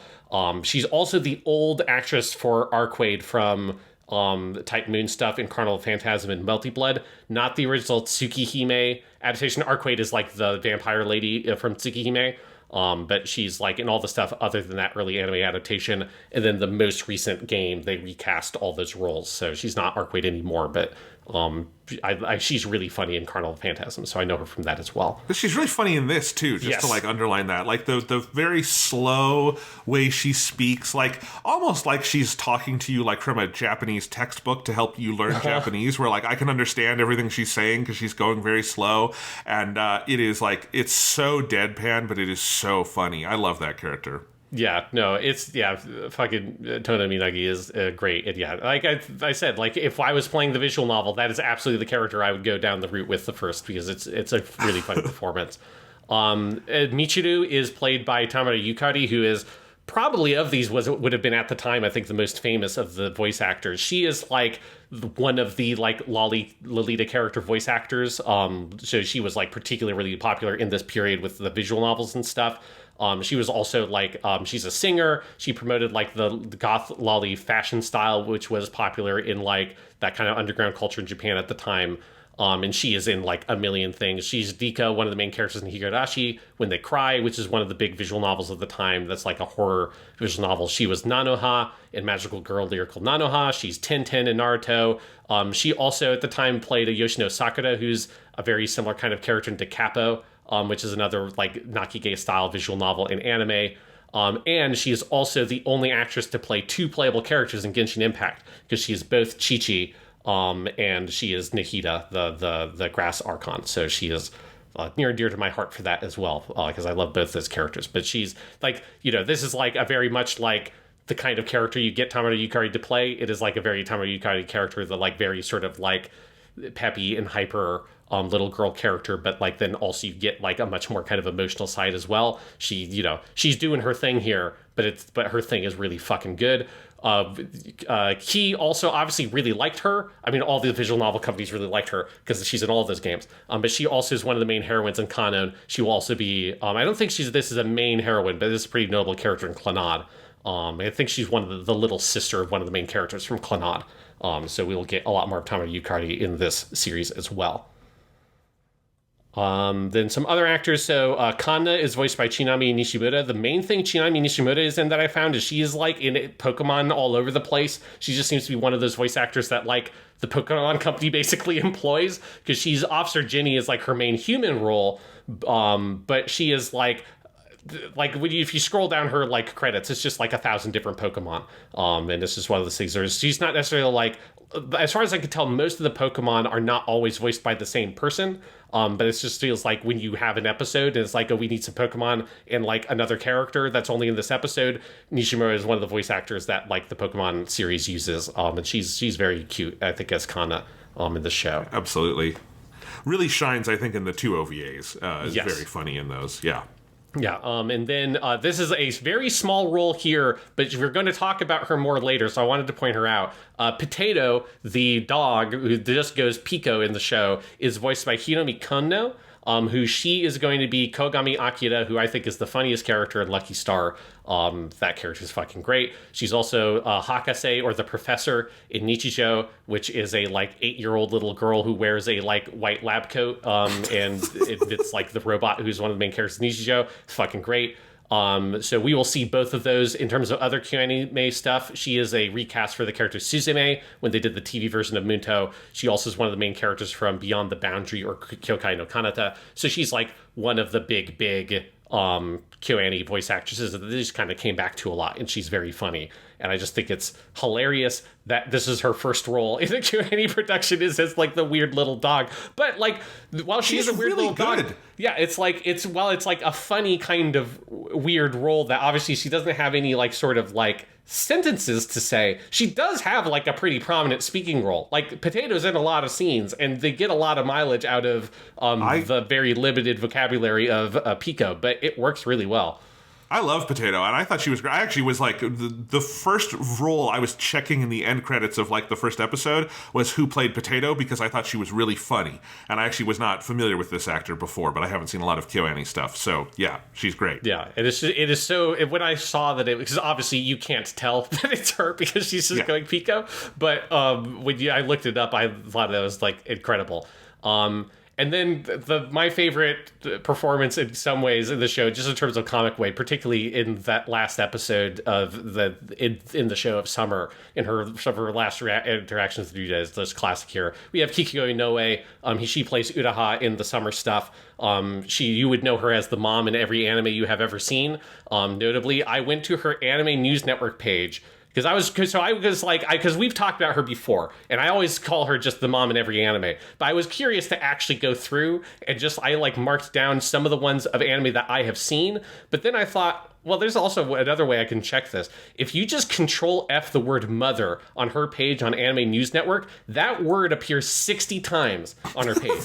That's the number of times that she plays a role where the word mother is in the role. That's not the number of times she's played a mom in anime. That's just when it's like Saki's mother is the title of the role, right? Like this, she well and truly is the mom in every anime. We have also talked about her as Lust in Full Metal Alchemist Brotherhood. She's Aina in 8th MS Team, and she plays, of course, Kira's mom in Gundam Seed, a role that is, you would be forgiven for forgetting that Kira's mom even is in Gundam Seed. She barely is, but they're like, well, this character has to have a mom. Guess who's going to play her? I'm just going to run through here. These are some of the moms that I noted when I went through her page. She's Takiya's mom in Yuno, that visual novel from 1996. That's how long ago she was playing everybody's mom. She's the mom in that visual novel, not like in the anime adaptation as well, but in that visual novel. She, you know Inuyasha? Well, you also know Inuyasha's mom, because Inuyasha's mom is played by Kikiko Inoue.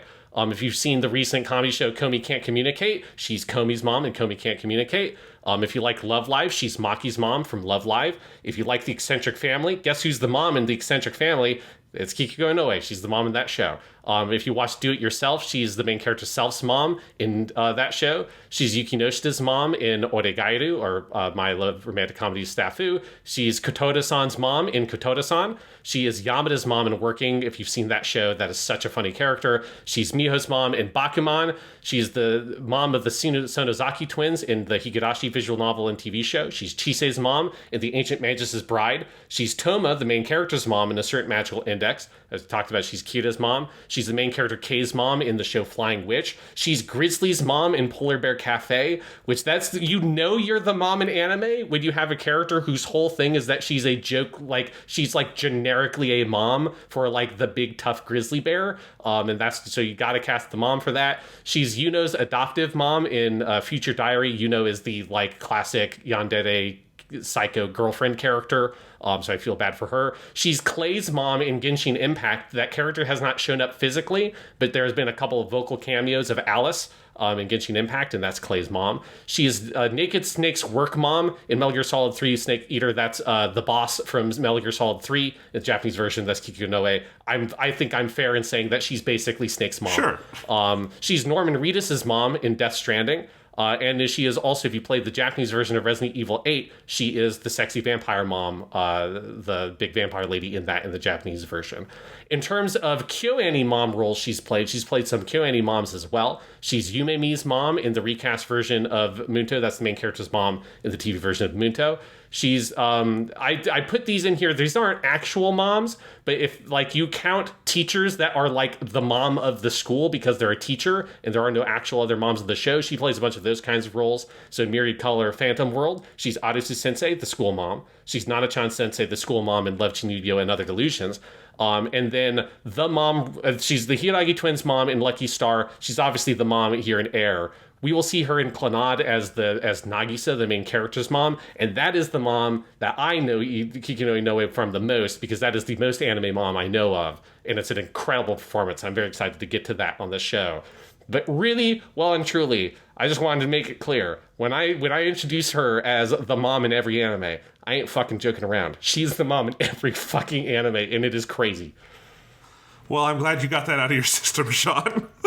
It's like I went down a rabbit hole. It's like I was like, I want to make sure when I'm saying shit like that I ain't, talking out my ass. It's real. And then a couple of other voice actors I just want to shout out here. We've got Nobutoshi Kana is Rya, the samurai guy. We just talked about him recently because he's Lancer in Fate Stay Night. He is fucking great here. This is such a cool voice. And then you get a very brief appearance of Kinjiro Tsuda because he plays Mizuzu's dad. That's, of course, like Seto Kaiba and stuff like that. People know who he is. One of my faves. Yes, he's so good. And then Weekly Suit Gundam people should have certainly recognized Kana's mom's voice, because that is Keiko Han, who is Lala Soon, also the mother of voice actress Megumi Han as well.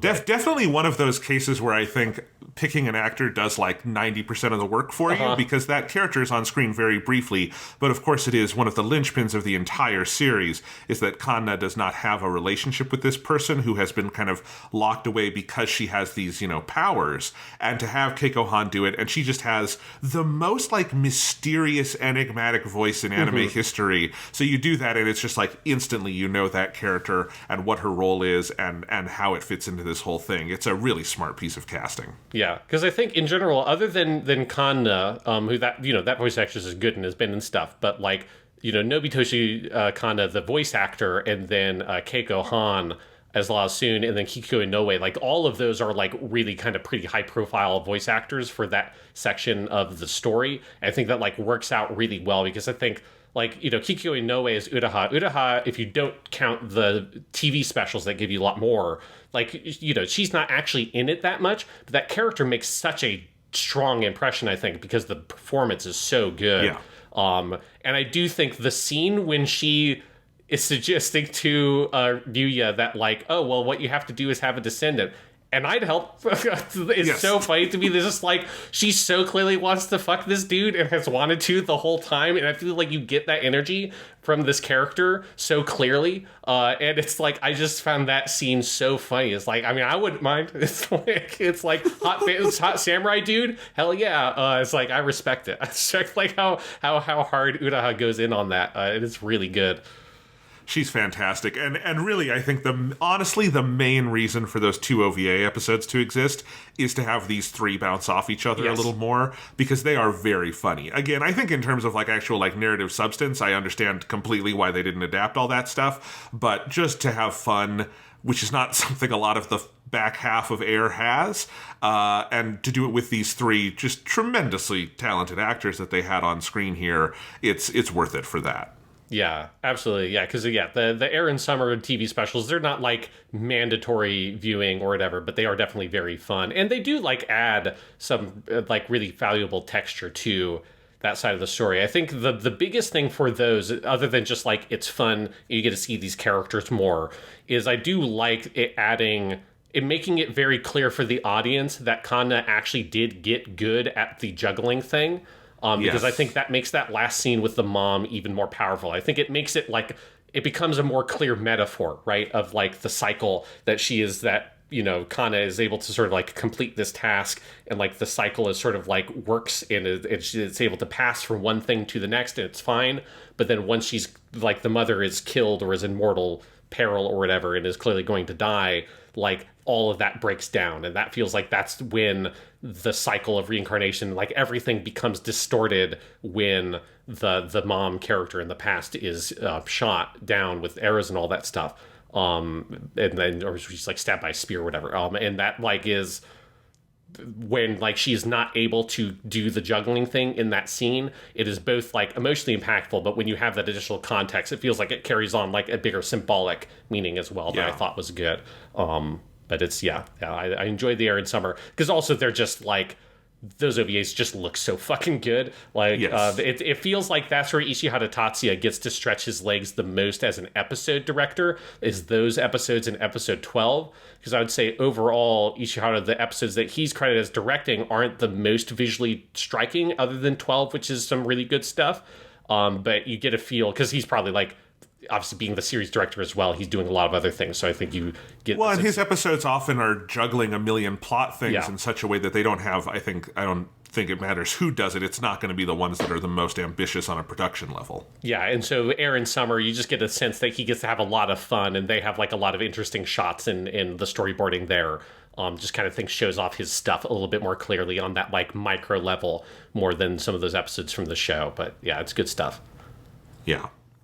So do you want to talk about the music? Because we haven't touched on that a ton yet. It's incredible here. My understanding is that everything we're hearing is just from the visual novel, right? Yes, They yes. didn't... Yeah. This is also, so yeah, one thing with Key is that the music is like a huge part of their games. I mean, obviously the main writer is also a musician. The name of the company comes from a musical key. And it's just like a big part of the kind of thing that people enjoy about those games is how good the music is. And it is like, the music is of exceptional high quality, especially when you're looking at other games from 2000. Because keep in mind, those like songs, those are from a visual novel in 2000. The versions used in the anime are the exact recordings. Like the OP, the ending theme, the insert song, all the instrumental music, all of that is just pulled from the OST for the anime, or for the original game.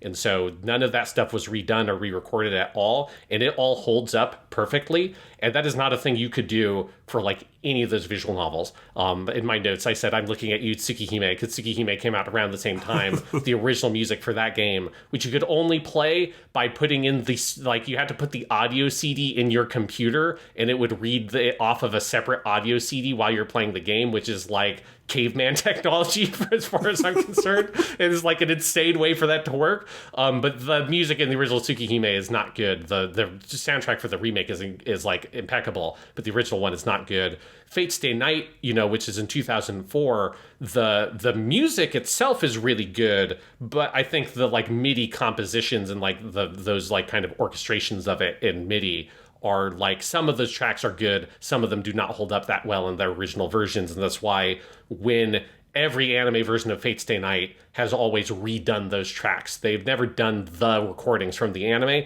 or from the game, because they would sound bad in the anime context. You would never think of it in error. Like, you would never like be like, oh, this must just be music from the game. It just, I think it fits so perfectly.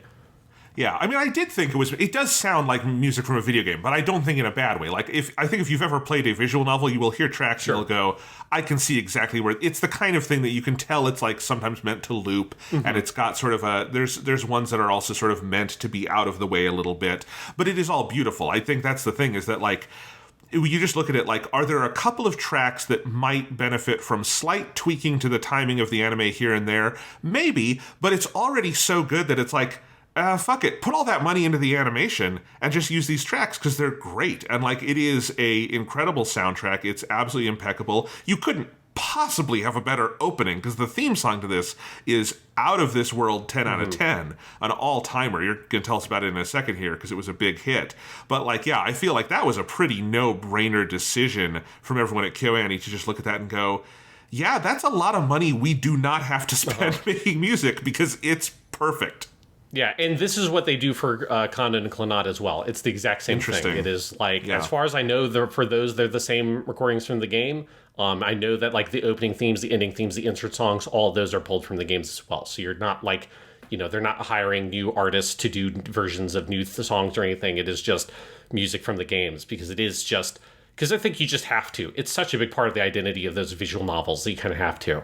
The music was composed for the show by 3 people. Orito Shinji is kind of the main composer. He did the most tracks. Maeda Jun, obviously we talked about, is also like the main writer, but he did a couple of the tracks we'll talk about in a sec. And then Togoshi Magame, another key composer, he did some of the tracks for this game as well.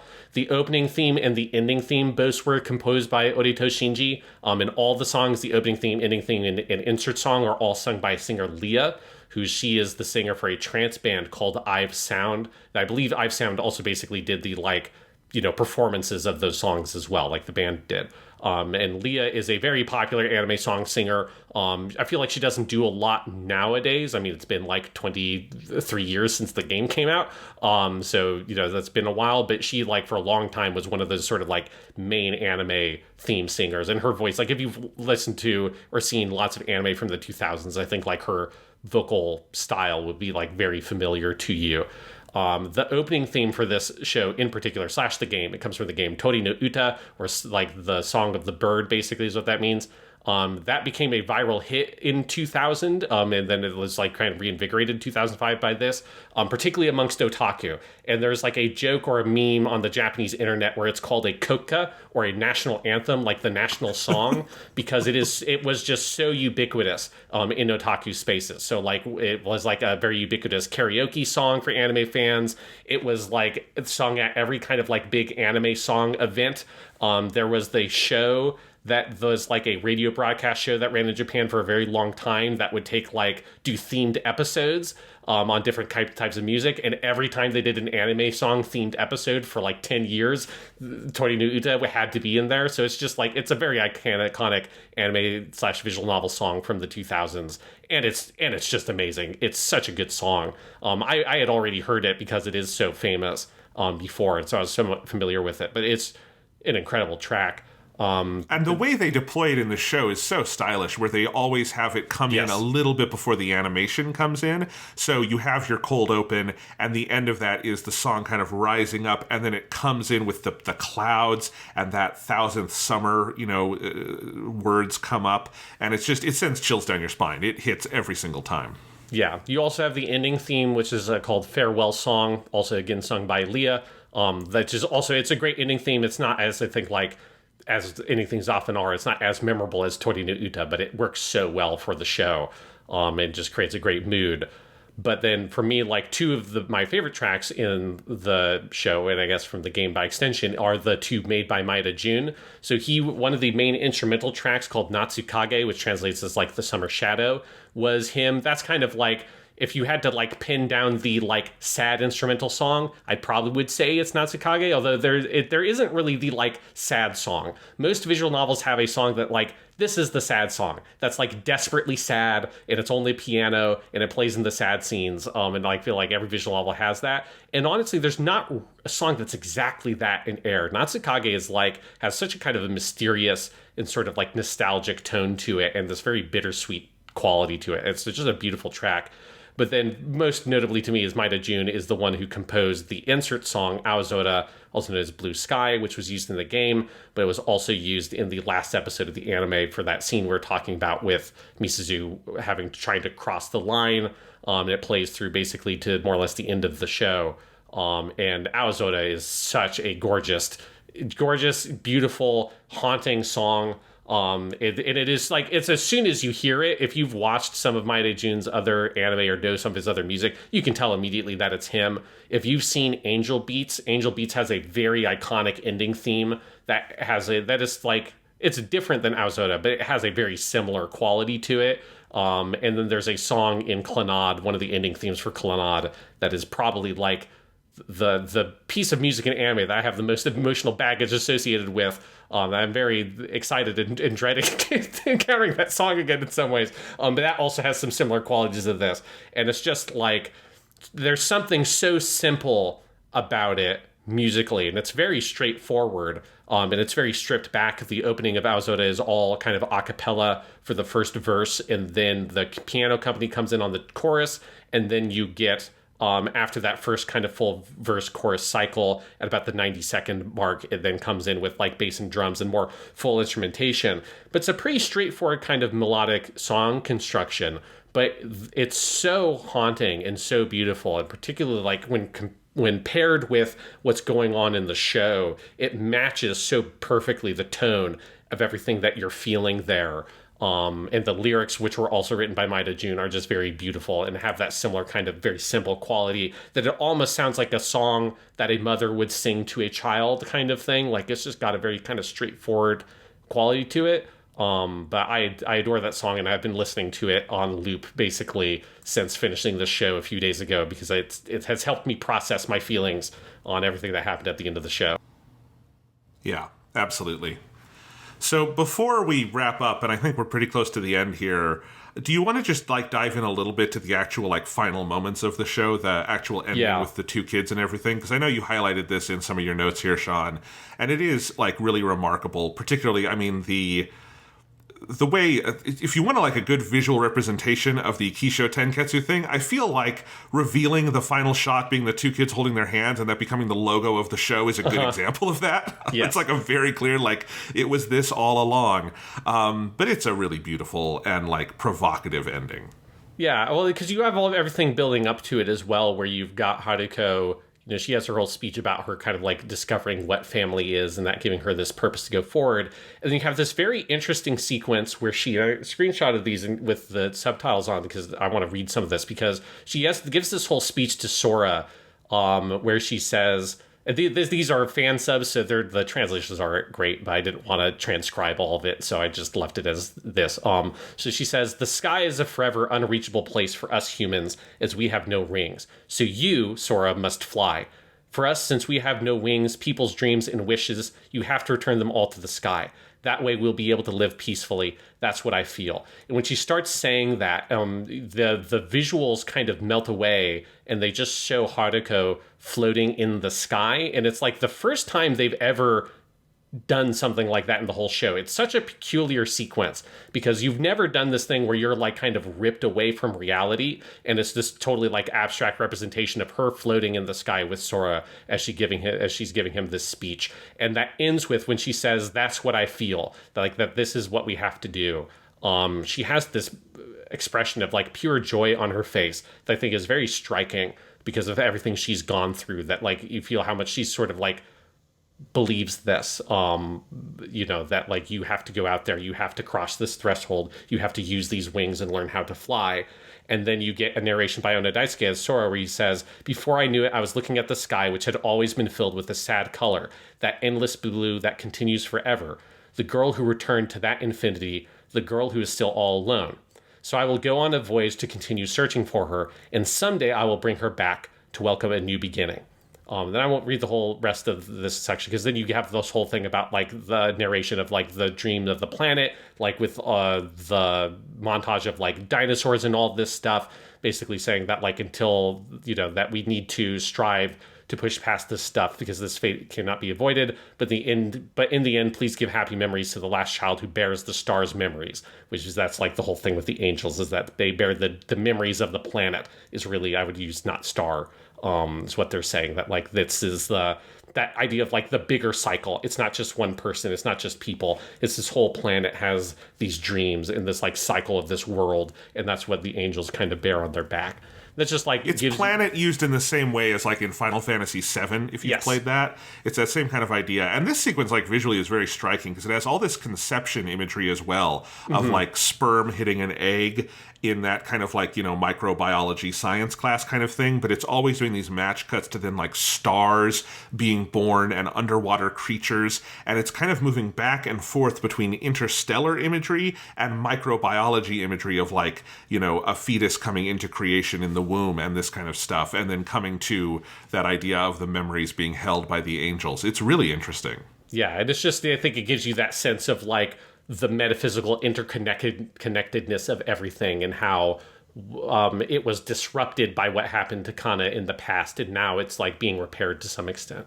And then you have this very surreal scene at the end where we have revisited the beach with the sunset. This is also where I just want to point out really quickly how gorgeous their sunset stuff is in this show, particularly their use of digital effects to do the water, where the water is mostly digital, like it's CG generated so that they can get some of the lighting effects to look right. But it looks so good, and where they employ some CG stuff in this show, it's so tastefully done, and it's one of those things where it's like, man, this is so head and shoulders above most of the stuff coming out in 2005. But you have the kids who we saw briefly in episode 2, but we didn't know what they were talking about because we were looking at them from Misuzu's perspective. Now we're from their perspectives, and you see Misuzu and Yukito, who is like deactivated, basically passed out on the ledge. And the boy says that he's going to like take her somewhere and like we should do something. And she's asked him what. And she says, "What you wanted to check out for a long time. What is beyond this shoreline? If we do it now, we can find out what lies beyond there. he then looks back to Misuzu and Yukito and he says, "To them, cruel days await, and to us, a new beginning." And then they hold hands and walk away. It turns into a silhouette. The silhouette zooms out and reveals it is the thing we've been seeing in the title, which is Air with the girl holding what seems to be holding a hand, but the boy has always been cut off before. And yes, it is like a very fascinating ending, because I think it's something where, like, I saw online when I was looking through stuff, people say that, like, describe the ending of this show. This is like the Wikipedia says that, like, oh, the, like, curse on Kana has been broken because of what they have done. And I feel like this is, to me, not so definitively saying, like, that curse is broken. Like, my interpretation of this is, like, we're able to go to the next step. Like, because I don't know if, like, the curse is something that ever will truly be broken, because it feels like it is something more deep about, like, it's because it's not really just her. It's something more fundamental that is, like, kind of wrong with the world. And who knows if we will ever be able to, like, make it perfect and fix it. But we can push it down that next step, and because of everything that these characters have done, that then means that this next generation, this boy and this girl on the beach, they get to go to a new threshold, and they get to go to see what's beyond this area. But I don't necessarily know that it doesn't necessarily imply to me that, like, oh, that means all that is over. It means that, like, we get to push it down to the next level. Yeah, I mean, definitely the Wikipedia summaries of this, as often happens with Wikipedia summaries of anything, like, even, vaguely ambiguous, is definitely too definitive in what it says, because, like, it's saying things that are in no way, shape, or form communicated by the show in terms of its definitiveness.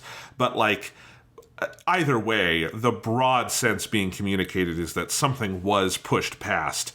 And you can read it as the breaking of the curse, or the breaking of a step of the curse, or whatever, and that these kids have in some way inherited the will of these other two characters we were following, and they will get to go further than Yukito and Misuzu got to go, right? Yeah. And that is the ultimate point. Now, that's a tough thing to communicate in a Wikipedia summary, so I do understand the difficulty there, but, like, that is the broad, I think, takeaway of that ending. Yeah, and, like, because, like, importantly, it doesn't, like, it doesn't give you, I think, a very kind of comfortable ending of seeing, like, Kana's spirit in the afterlife with Ryuya, and, like, she's happy and smiling. It doesn't, like, kind of give you this very definitive sense of complete closure. I think it lets you have this sort of, it retains that sense of kind of mystery, of that you're, like, interacting with, you're interfacing something that is so much bigger than on a human scale that it's hard to fully, like, understand or see the impact of what's occurred, because it exists on a more spiritual or metaphysical level. But it is, like, the next generation, the people that come after them, they will get to live in a better world because of the love that these people, like, discovered and fought for. And it's especially because it is purely on a spiritual level, right? Like, that kind of theme in something like Demon Slayer is much more accessible, because it's like, well, you killed the demons, and then, yes, now the, like, future generations do get to live in a world without demons, and that's a very tangible, like, we have done something for future generations, or, like, we have defeated this demon, and that will make the next generation, it'll be easier for them. Like, that's a very, like, accessible way you can, like, hold on to that idea. Here, it is still in this very emotional, spiritual place, where nothing that Yukito and Misuzu did in their lives, like, don't, like, financially benefit the next generation. They haven't defeated some great, like, physical threat that harmed the world. They didn't solve global warming or something crazy, right? There's, like, nothing very tangible they've done, but I do like this idea that, like, that fighting for love and compassion, and for, like, all the things that Misuzu did to break out of her shell, to confront her anxieties and the things that were trapping her, even if it meant she had a short life, it meant that her life did something very valuable, and on a deeper level touched the world. And I think that is just such a kind of, like, fulfilling kind of feeling you get at the end, that feels more real than seeing, oh, they got to reincarnate and Kana's happy in the sky or whatever, that kind of stuff. It's like, I like how mysterious this is. Absolutely. Yeah. I feel like that pretty much wraps it up, Sean. I think that's, like, about as good a point as we're going to get to in interpreting this. This is a beautiful show. It's a hard show to talk about, but it's a rewarding show to break down. If we're really in this shit for the next couple weeks, Sean, I don't know how I'm going to be emotionally by the end of this. I mean, our saving grace is that, like, the real shit in Clannad doesn't fully hit until after story. I mean, not to say that there's not emotionally brutal stuff in the first half, but luckily there's more happy stuff in the, like, the arithmetic of Kanon and I assume Kanon, certainly Clannad, there is an error because there's more time, so you get to spend more time just happy fun hijinks with your buddies at school before they get hit with like this, it's metaphorical cancer or whatever happens. You at least get like some of the happy times as well. But yes, it is going to be grueling. I will say, like, I've been looking up clips for KyoAni stuff when I was doing my research on YouTube, and so that meant that, like, I would get these recommendations for clips from Clannad, and, like, even when it was just looking at a thumbnail of a scene that was just happy, it gave me a weird stress. I think I'm going to have that stress for Air now as well, that when I just see it, like, it'll just bring back feelings, and, like, it's this kind of stuff, I think, doing what is melodrama, which is what these shows are, right? Like, part of their goal is to get this, like, very powerful physical reaction from their audience. Doing it at this level and being able to do, like, incorporate all these, like, bigger ideas of character and theme and story structure along with this really hard-hitting melodrama, that's so hard. And so it makes these shows, I'm very excited we're getting to tackle them and talk about them, but it doesn't in any way lessen the incredible emotional impact and turmoil we're going to have to work through, which I'm very excited to. So we'll continue with this. Next week, we're going to be going into their second key visual novel adaptation, which is adapting the first key visual novel, Kanon. This one does have an earlier TV adaptation that you almost certainly would not stumble upon, but if you do look at it and it looks like complete garbage, you're probably on the wrong one. You should be watching the Kanon from 2006 and 2007, which was 24 episodes, because that's what we'll be covering next time. It is available on Crunchyroll. There's also a Funimation DVD release, so that's what we'll be doing next time. So, if you're running out of tissues, maybe buy a couple extra boxes. I haven't seen Kanon yet, but I'm just going to guess you're probably going to fucking cry.